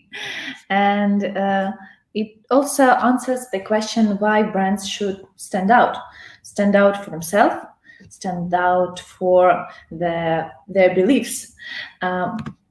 Today, 95% of content goes absolutely unnoticed because people are overwhelmed with information.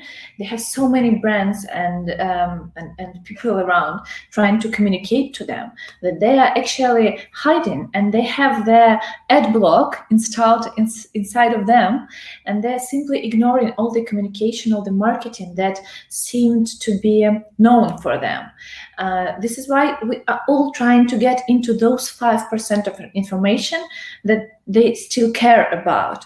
And sometimes we need to be provocative. Sometimes we need to be extremely honest. The main idea is to actually stand out and be different from what the market does. Yeah, I adore this photo, the joy of not being sold anything. Marketing is not about selling something anymore. And especially HR marketing. I believe that this is the category that has to be absolutely 100% honest, because as soon as person joins your company, they're going to know everything about your culture, everything about your values. So in the generic marketing, you can play with forms and you can give beautiful words that maybe will never be checked. But with HR marketing, your people who work in your company, they always speak. And I believe that you are just the only one to moderate, to listen, and to include this to your marketing strategy. So our client was and is the Mazar company. They are number 5. They're player number 5 on consulting and audit. You probably all know the Big 4. So our client is standing so close. They have lots of offices around the world. They're from France, but they work everywhere, including Ukraine, including China. And they have a very special atmosphere inside of the company. They call it human approach. And yes, they cannot pay their people who work in a company same salaries as the Big 4 players, but still they have this human approach. They understand your values. They understand if you need to spend time with your family. They understand if you need to make a quick manicure during your lunch. And while working in Mazar, you are actually being appreciated as a personality. You can be heard. This is what we got to know from people who work there.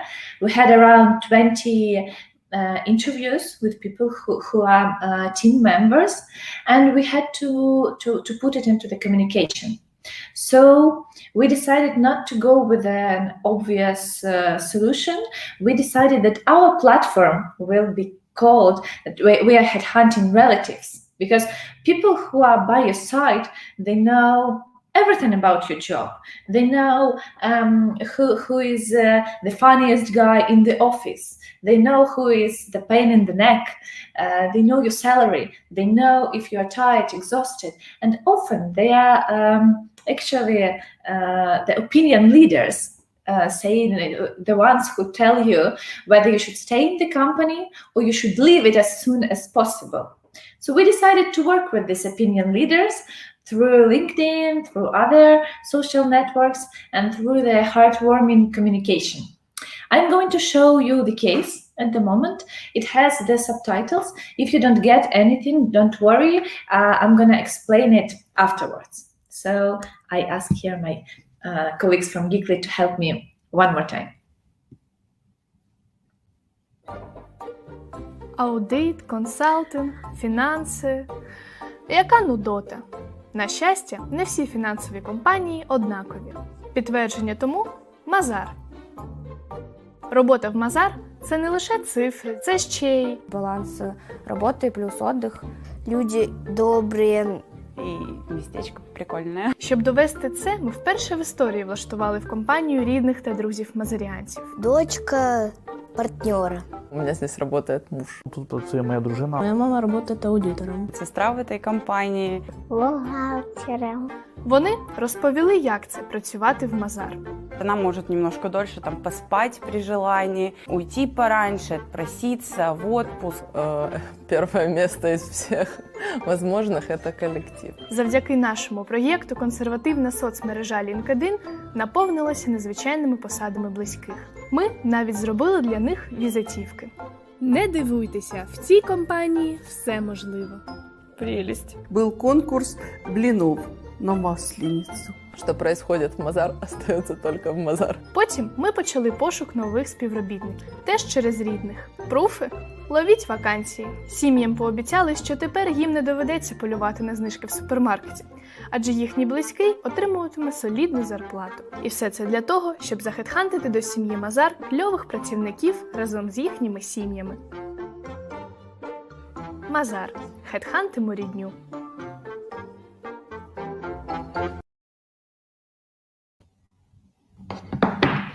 Okay, so the first step we made is we actually asked relatives of people who work in Mazar to come and meet us in the office and to give their perspective, to tell their story, what it is like, what is the atmosphere inside, who is the one to bring the pancakes. And we heard a lot of information that would be really good to know for the potential workers. This is why we started with a short videos explaining what the work in Mazar is like. Second step was LinkedIn. We created the super unusual vacancies where we were not talking to the person who is going to work actually in Mazar. We were talking to their relatives. This is why we have a vacancy of accountant's relative. And we give them the bonus. We want them to stand for Mazar and to make their husband or brother who works in Deloitte right now to ask them to switch to Mazar. Also, these relatives, they put a new place of work, which was Mazar, where they worked as father, daughter, niece of accountants, marketer, of the lawyer. And it made a lot of buzz around because LinkedIn is not usually made in such a creative way. We also created the real cards for our relatives and gave them this presents during the video, and they had the real life emotion and respond to that. And what made us very happy with this result, that people who actually write into Mazar, applying to these vacancies, they liked our style, they got the communication, and they were playing, they kept playing into this game we started. They were saying like, oh, I saw your communication and I will be glad to become your sister from Mazar and to drink tea with you during the meeting. And they understood the whole idea of headhunting relatives. Actually, the HR department has organized the interviews with the new candidates' families as well. So we are not just promising in our marketing that we are going to headhunt your relatives. We're introducing them to the team. We're asking them to come and to have one wish for you to join our board.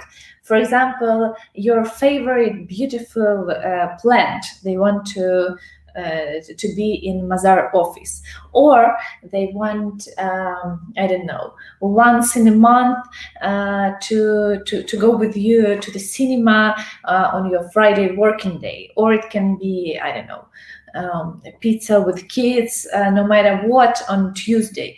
So for the first time that I know, relatives are actually included into the job offer and they can add something from themselves.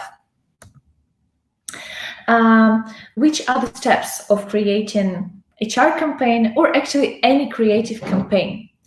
First of all, you need a big ambition, dream, and I would recommend you to make it as huge as possible, because it has to warm you up during the cold nights when you are struggling with your result.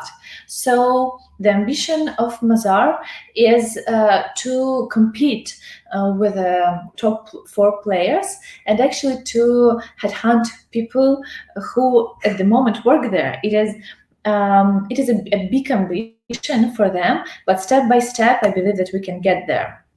The ambition has goal, a very pragmatic part of your job, and it also has the problem. I would also recommend you to make this problem your biggest enemy and to fight with it. So our problem was that people from the big 4 companies, they are actually probably getting more money as their salary, and at the same time they are working much more. So it pushed us into the solution. So before starting, find your ambition, find goals and the problems you're gonna be fighting with. You create your tasks. They're in between of your goals and problems to be able to reach them and to fight your problems. You have the very concrete tasks, the amount of people, the channels you want to cover, the creative path you need to create, and they all need to be presented in tasks. Second step is to create a customer journey and to understand in which stage are you. What are you fighting for? For the knowledge, for interest, for purchase, or for arriving of a new person in the HR case, or for loyalty. We were honest with ourselves in Mazar case. We knew that we are fighting for knowledge. This was our main enemy, that people didn't know enough of information. And at the same time, we were working with interest because we wanted to give them an actual reason to change the place where they work. We always try to make our own research, and I believe that every person working with a brand, especially with a HR brand, can make it. It can be Google form that you send to your team workers. It can be the deep interview that you have with a few of them. It can be in introduction of the new analytics to the team. So working without research, for me, is very likely to be absolutely based on your own feelings.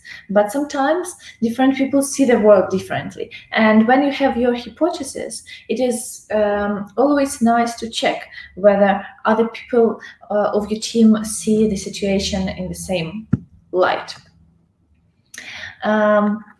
You need to find your tribe, especially when we talk about the HR marketing. In our case, in Mazar case, those are people who actually care about their work, but also they care about the other big parts of life, like families, like traveling, like manicure, like, I don't know, any kind of hobby they have. And this is why money are not the only thing they care about, but also the respect to their private life, and having this private life, not just living at your work and spending nights there.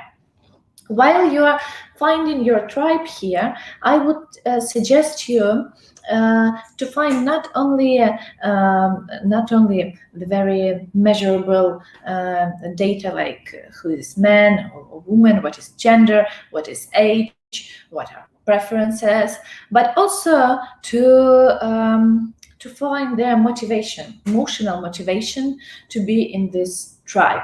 Because people, they don't always act rationally, and we think we understand them quite well, but we don't.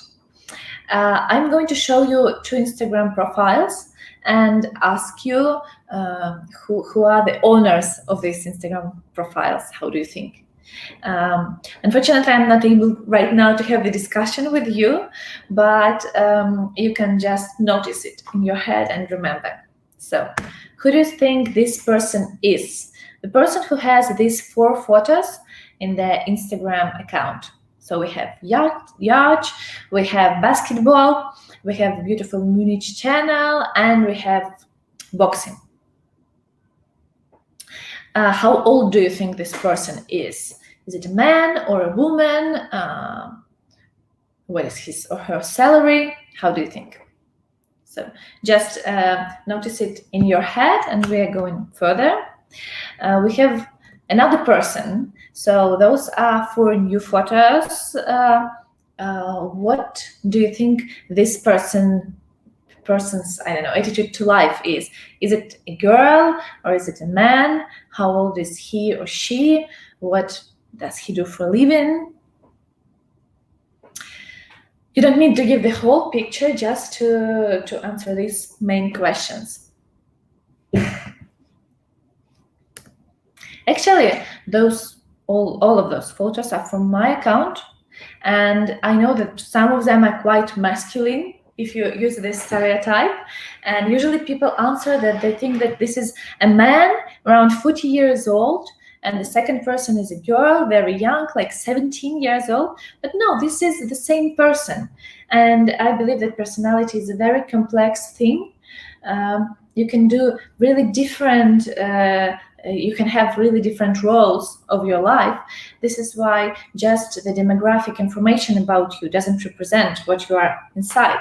And if you want the communication, and especially HR communication, to touch my heart, you need to find what actually makes me special, what I care about. I care much more about driving my bicycle than about the stereotype that a woman of my age has to think. So we leave this term in the consumer, and we're trying to use a more polite one, audience. Saying audience, you understand that there is an interaction, and actually that your audience is also included into this marketing discussion. And for me, the tribe is even the next stage, because this is that exact part of audience you want to interact with, and they have the common interest or passion that they are ready to discuss, or to be proud, or to be ashamed of. When you already know your big ambition, when you understand already who is your tribe, you made your own research, it is time to find the identification of your communication. What is the philosophy? What is it that your company can give as a philosophy of HR brand? From Zara, definitely it was a human approach, and we had to put this human approach into a very clear and understandable for everyone words, not marketing, not financial, but human oriented. Also, you need to have a clear call to action. What do you want from people? Do you want them to apply? Do you want them to remember you? Do you want them to share this vacancy with their relatives? We had a very clear call to action. Share this vacancy with your relative, and he can join our team, our family on this occasion. From time to time, or maybe even often, me and my team, we use the personification. It is going to help you. If your brand was a person, what would he or she be like? Is he going to have a soft hands, a nice warm smile, or maybe he or she is a bit cold and mostly spend time having sport and not interacting with other people? You always need to have a point of differentiation, and it has to be visible for everyone, because marketing that lies doesn't work anymore. People understand it, and they become quite aggressive. So in our case, we actually gave this point of differentiation that your relative can come to the interview and give and include one bonus into your job offer. It is great if you already have this point of differentiation. If you don't, before communicating, before adding your, videos onto Facebook advertising, include this point of differentiation. This is what people can actually check about you. And you need a lot of icing on the cake, what makes you different, what people can tell the stories about, and your communication has to be fulfilled with this. If you have answered all the previous questions, it is quite clear for you what is the identity here, which forms of style do you need, what is the tone of voice of your communication. Maybe it can include products somehow, maybe it is heartwarming, or maybe it is very strict and you want your product also to have this note. And after you answered all the previous questions, right now you need to make a very clear project structure. We use a lot of tools like Google Drive, Asana, Google Calendar, Slack. Correctarium is a company that reads all our presentation and file defines all mistakes we made. Because structure is also very important. I believe that I'm right in time. We can keep in touch and keep discussing marketing or HR marketing. And I believe that there is no way to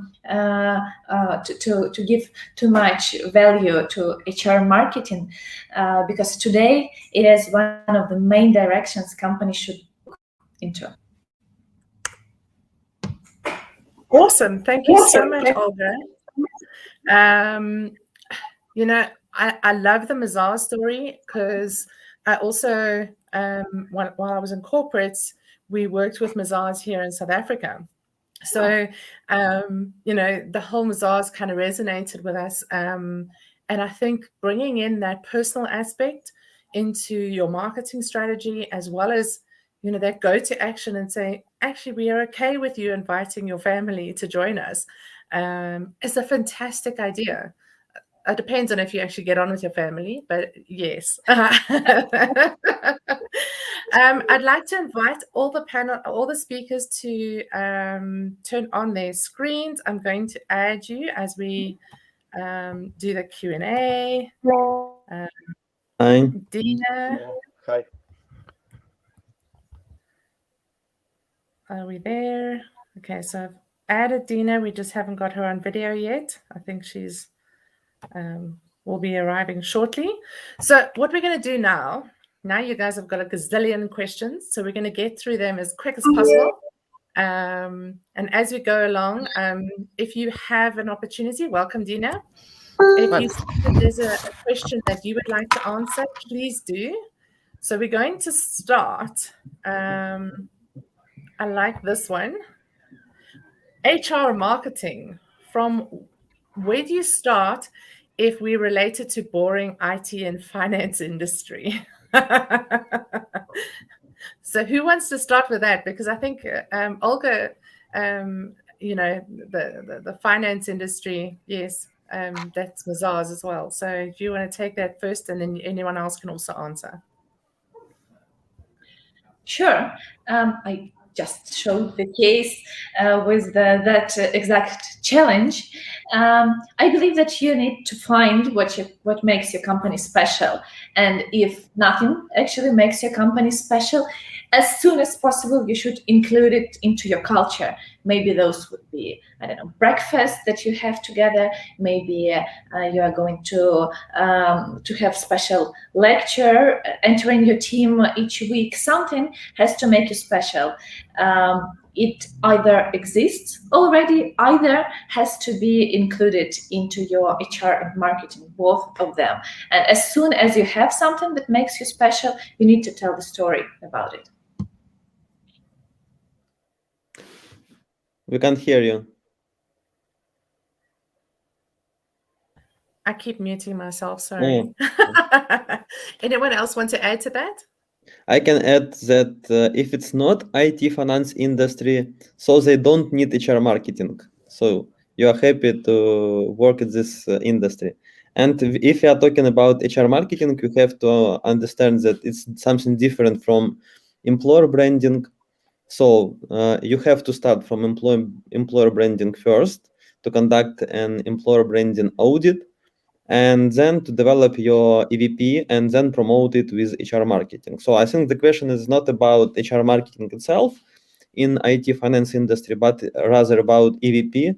What is so attractive in IT finance industry so people would want to go and join?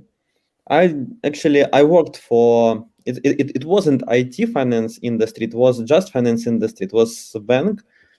And bank is interesting for its stability and its processes and its system.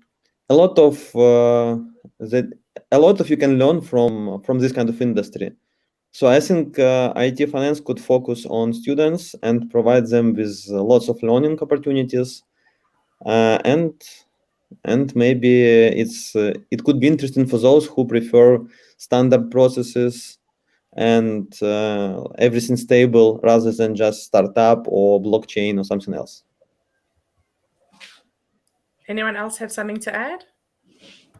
I would say start from talking the things that you do. That's all. What are you doing for making the environment or the right environment for your people? So for sure, all of us are doing amazing things and now more than ever. So it's just talk about it. Super. I'm going to move on to the next question. The next question is how the HR can influence the growth of a medium-scale IT service provider or provider companies. Who wants to take that one? Me.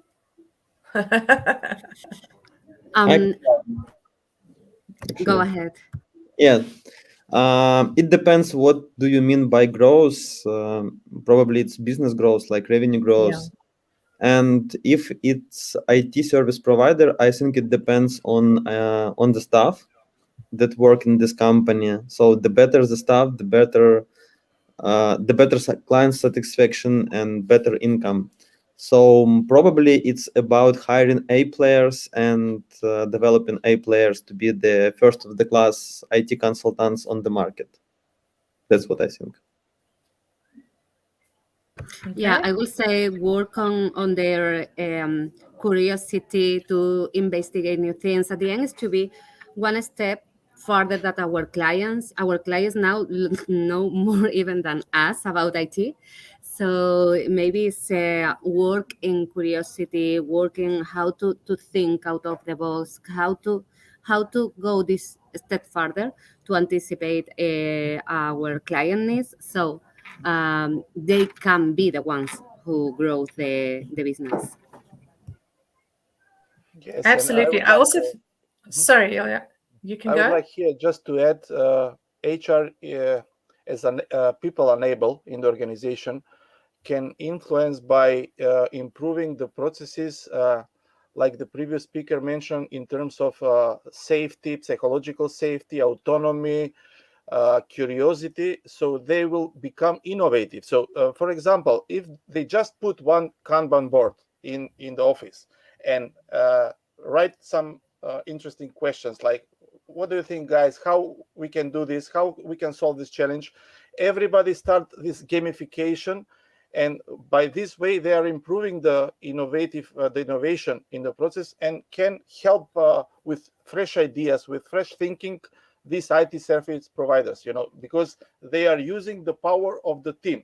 But to make it, somebody have to start. So I think that HR are those who can start with these initiatives, Absolutely. Okay, so here we have another one. How to feel like you're part of a company without much of a daily communication from management. That's a hard one. Usually, if there is a lack of managerial communication, you focus on peer-to-peer communication. That's it. Like in terms of recognition, for example, now peer-to-peer recognition is more popular than managerial recognition because you have much more colleagues rather than just one manager. So it's focusing on peer-to-peer communications and maybe meeting new employees, new colleagues, and having more discussion with those that you don't work directly, like building relations with different teams, and you have enough of communication and you feel you as a part of a company. And consider, there is a Slack bot called Donut. Have you heard Donut for Slack? It takes two people from the directory and connects them and recommends them to have a coffee. So they go to have a cup of coffee and talk. And these two persons, they are every time different. So it's good tool to build new relations in the company. I love that. Anyone else want to add to that? I would say, Oh, sorry. Well, I would say that sometimes we use the wrong channels. So at the end, at least in my company, all are IT people, computer engineers. If we standardize, I will say that most of them are introverts. So it's difficult for them to create these dialogues. But if you play with another kind of tools, if you include new applications, new ways of communicate, they used to answer. So they used to respond in a positive way. So if you change the challenge, you avoid for them to face a face-to-face communication that is not in their profile, I'm going to say. If we help them with the channels, used to go well. Awesome. Olga? Yes, I believe that this communication happens. Anyway, you work with people, you talk to them, even if they're not from management, you have it. The biggest challenge is actually to make it nicer and to see how it goes and to control it. It is the same thing with all branding. People always ask, when do I have to start building the brand? It exists from the very first moment you say your name and people start talking about your brand. The question is whether this brand is being created by you or just spontaneously.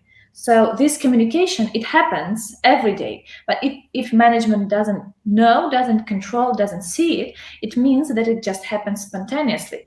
And sometimes it is a beautiful communication. For example, my team is going to drink craft beer without me on Friday, and it happens spontaneously and without me, and it's okay.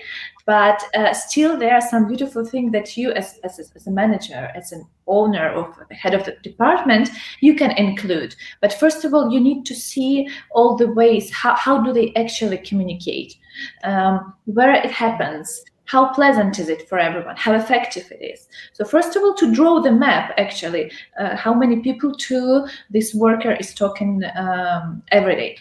And then what can be included into this communication. Oh, I love that. Awesome. Yeah, and I would like here to add how are we fixing this issue in the agile environment? By the daily stand-up meetings. So we have 15 minutes every day. I think every manager can find 15 minutes in the day to meet his team. It is a kind of orientation meeting where everybody is saying what he finished yesterday, what are his plans for today, and how about some challenges that he may have, maybe from some other department. And here comes the manager who is in a way facilitating this short meeting, and his presence here, his clarity in the communication, like what am I expecting from you, are very helpful, and the feedback that he can give after the meeting to those who have some challenges. People want their managers to be present, to give clarity, and to give them feedback, any kind of feedback. Is it criticize or recognition, like great job, well done? People appreciate, because otherwise they don't know, are they on the same track, are they performing well? So once again, managers are very crucial in this environment. So yeah. Awesome, thank you for that feedback. So here we have another question. What are the key steps in the creative digital HR, in creating a digital HR campaign? I think Olga can start, because she was talking about the HR campaigns. Yeah, I can just briefly remind about the steps I talked into my lecture. So first of all is to find your ambition, your goals, your problem. I strongly believe that before acting, you need to understand what is the idea of making these actions. Secondly, to draw your customer journey and to be very honest on which stage you are at the moment, to make the research. Anyway, there are things you can do with Google form, with just asking people, with having the deep interviews. So just checking your hypothesis. Are you the only one to think in this way? To find your tribe, not just your audience, but tribe of people who are connected with ideas, with beliefs, with fears. And it can be a very little circle of people, but still they need to be connected somehow. To create the identification of philosophy and call to action of this communication, to have the point of difference, and to make it very bright with your form, with your tone of voice, with your product. And after all, the last and the easiest part is to make a very clear structure of your communication. This is the place where we struggle mostly after having a brilliant idea. Awesome. Just on that note, I just wanted to remind, as you, at the end of your presentation, Olga, you said that guess whose Instagram this was. I actually did guess you because even on your LinkedIn profile, you've got you surf, they're surfing. So fantastic. Anyway, so from a digital persona, make sure that you also understand that process. Anyone else want to add to that?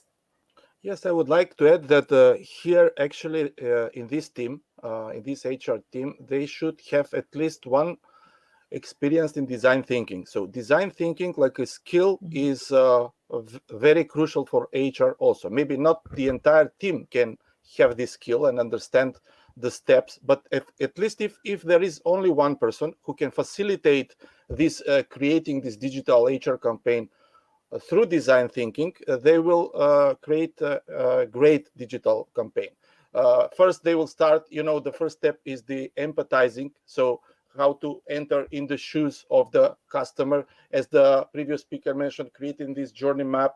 So they will put all these persona maps, journey maps, portfolio maps, all these canvases on the, if they are working in person. If they are working online, they can use Miro board, where they will put all this, and they will engage everybody with the entire team in designing this creative digital campaign, defining the steps, ideating, prototyping, and then releasing the first MVP, as we call, or minimum viable product, where they will receive some feedback from the customers, upgrade, adapt to the new features, requests from the customer, and continue. And this is why I always speak that agile way of working is something that maybe somehow we are already doing, but maybe not on the right way.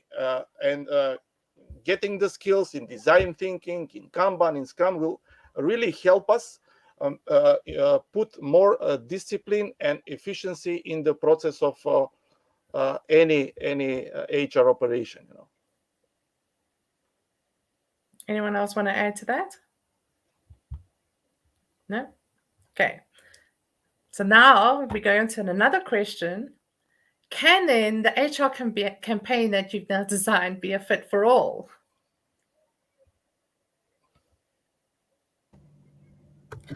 Well, I don't think so. I think that this is key for creating the HR campaign. This is something that my colleagues are talking about. That is the first thing that you have to understand is what is your goal, what objective you want to achieve. So you are going to define a campaign for achieving that objective. Awesome. So the simple answer is no. No. Elaborate?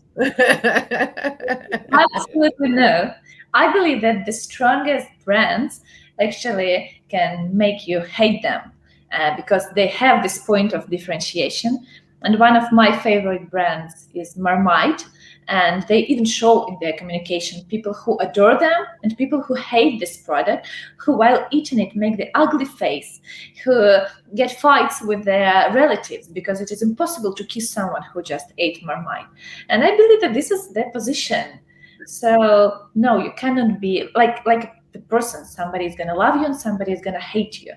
The only way to be a fit for all, to be the very neutral, but nobody is going to love you if you're neutral. And you're not going to stand out either. So as part of, your presentation, you were talking about, brands need to stand out. We have a local brand here in South Africa that's called Nando's, and they ride on the politics. So they're very gutsy, and they take whatever happening in the politics and put themselves out there, just skirting on, wow, did you actually do that? And, everybody loves the brand because they are so unique and so upfront. So I definitely don't think an HR campaign would even be a fit for all. It's about making sure that. So I love that. Thank you. Here's another question. Which is the balance between the need to have a structured and process and being flexible? So agile and waterfall and all of those wonderful things when we're talking about this. May I start? Because I have something in mind. I think it depends from the company life cycle, because sometimes you need to be very flexible from the very beginning. It's like early stage and growing stage. And at some point you have to be very structured and processed and being processed. If you are like a stable company, big company. So it depends. I think it depends on the company life cycle first. Yes, here we are using one very good tool. It's the OKRs. So companies who are implementing OKRs in their planning strategy, they are splitting. Again, they will have processes, they will have structure, they will have plans, but they are shortening the feedback cycle. So they are going in shortened cycles, let's say 3 months. And we are designing processes and structures that will fit for all stakeholders, for clients, employees, top managers during this campaign. Because from January, we are not very sure will everything be the same. This is why flexibility must be in front of our strategy. It was nice before when we didn't have such challenges like now, but these days we must work in shortened feedback cycles. Yeah, I like this combination of structure and flexibility. Yeah, OKR is one of the great examples of this. Perfect. Awesome.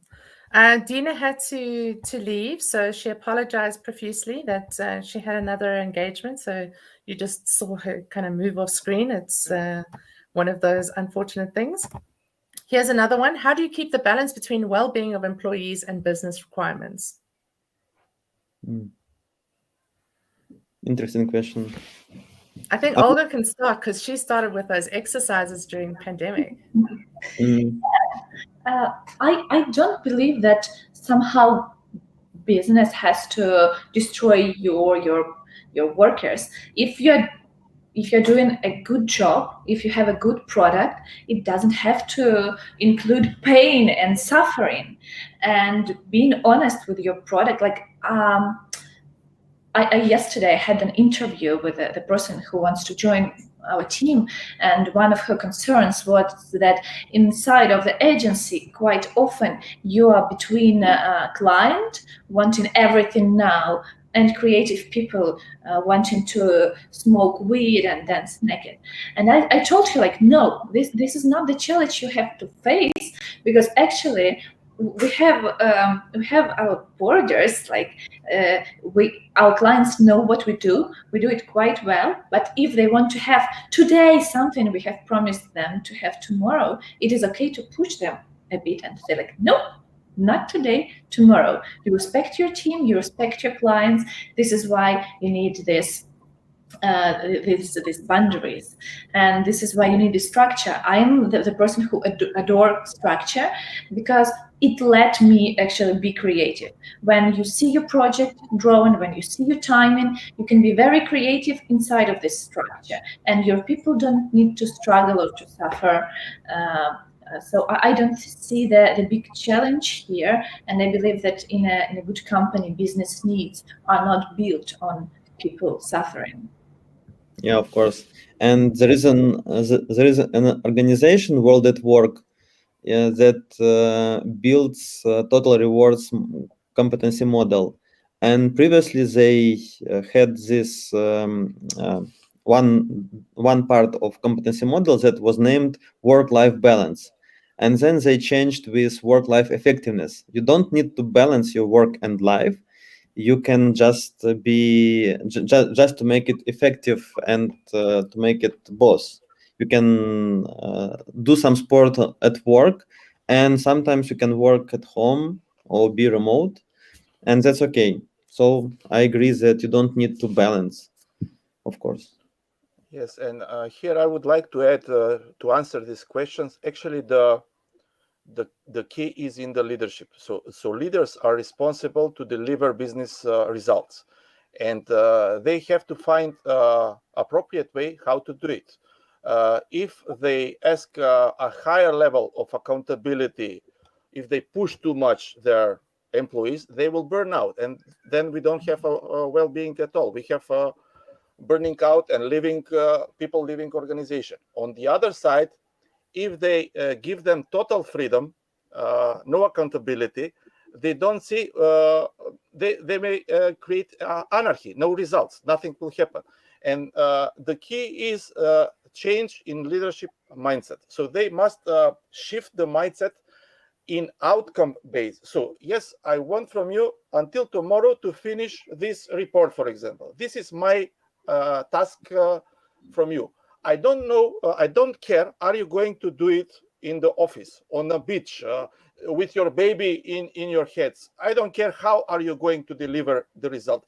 I'm not anymore activity-based micromanager. So this shift is very difficult, but it starts happening. That now during Corona, because the managers, they are not seeing people in front of them, they cannot micromanage them anymore, they cannot push them too much. This is why they give them more freedom and trust. And then if they are satisfied with the result and the outcomes, they are keep on going and they are changing. So it can be done only if leaders shift their approach, their leadership style, you know. Yeah, I think it's also a big mindset change. So, coming from a corporate that may have micromanaged in certain departments a lot. So, did you make your 15 calls a day? Did you do this? Did you do that? To the remote space, you kind of have to go, okay, so this week we've got this and this and this that needs to be done. Who's doing this? Okay, you're doing, okay, we're making sure that everyone's doing the necessary, and you're putting the information together and you're saying, you are now accountable. You said you're going to have it done tomorrow. You said it to the team. So making the whole team accountable as well. I think that's also part of it, because sometimes you just need to check in and say, okay, so the project was due tomorrow's Friday. The project's due tomorrow. How are you going with it? Do you need additional help?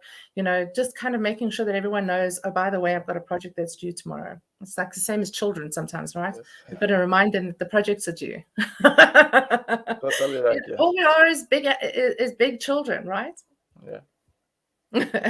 Okay, so we have time for one more question, which also then goes to about remote working, how to stay engaged with your team and work culture while working remotely. Who wants to take that first? I can propose something. Usually companies, they want to engage you, they want to motivate you, they want to find something outside of you to help you to be motivated. But I rather believe in internal motivation and in motivation and engagement based on your talents. There is a company called Gallup, and they have this tool, Clifton Strengths or Strengths Finder previously. And it helps you to uncover your talents and to use it in your work. So if you focus your work around your talents, you don't need to find some kind of engagement, motivation, something. You are motivated and engaged by your work. it works everywhere, remotely, in the office, everywhere. So if the company helps people to understand their talents and to build the work around talents, so people will not need to be motivated. So a little, how to say, I agree, but I also disagree with some things. Like you mentioned Gallup, and if you see Gallup before Corona, they stopped making all these worldwide surveys about employee engagement because they couldn't move from 30% average employee engagement 10 years. So whatever companies are doing, maybe there are a few companies who are very good, like, I don't know, Google or somebody where Microsoft people are very happy, very engaged, but the rest of the companies or countries, we have countries like, I don't know, China or somewhere where people are not happy, not engaged. And they saw that the present way of working is not helping in improving engagement. But now came the Corona and came the remote work. And now some new surveys are being made, not by Gallup, but by some other organization, which are showing increased level of engagement of people. So only with allowing people to stay at home, be with your family, and this, as I mentioned previously, outcome-based strategy of working, the engagement totally high rocket. Then came companies like Deloitte, I think Accenture, who allowed permanent staying work from home. So you decide you want to come in the beautiful office in the center of our town or stay at home with your children and maybe work more hours because you have a lot of disruption. 50% of the people say yes, we will sign, and then they improve the retention, they improve the loyalty from these people because this company give them this opportunity. So remote working is increasing the engagement, but only for companies who understand the needs of their people and create the right package, the right way how to, without reducing salaries, because we are seeing some companies say, if you stay and work from home, you will get 80% of the salary, and then they create disengagement. So you cannot take something to the people that all you give them. Okay, people didn't create COVID. They are forced to stay at home and work from home, but we should be paid the same. Even that some things are increased, the prices of food, of bills are increased now during these 2 years. Why should you reduce our salary? So it's a tricky thing, and leaders should think about it and find the right way. Absolutely. Cool. Olga? I can add here that I believe that the best way is when the culture is already built before we go to work remotely.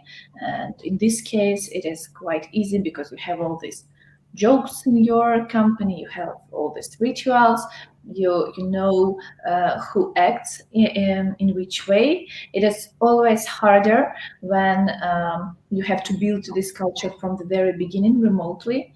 So, for example, for a new person to join the team without seeing, without smelling them, without knowing how they eat their donuts, it can be painful.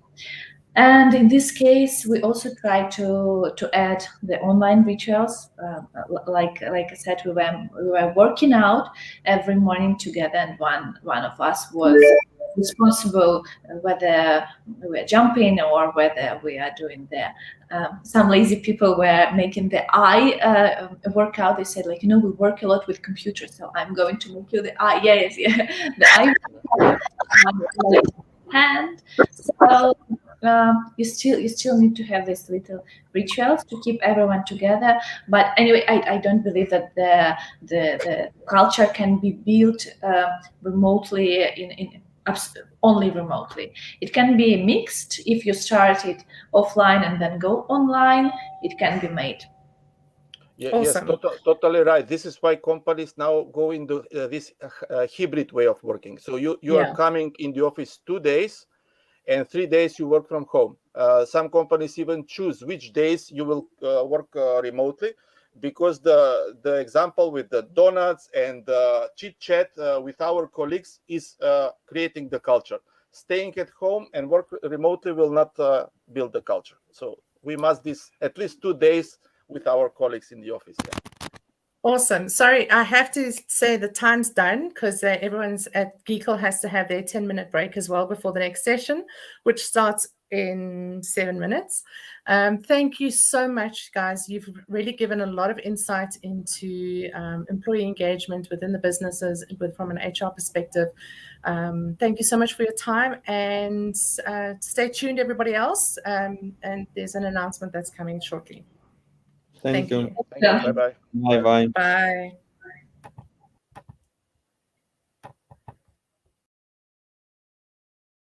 So guys, I hope you really enjoyed our speakers and their topics from the first block, which was free to attend.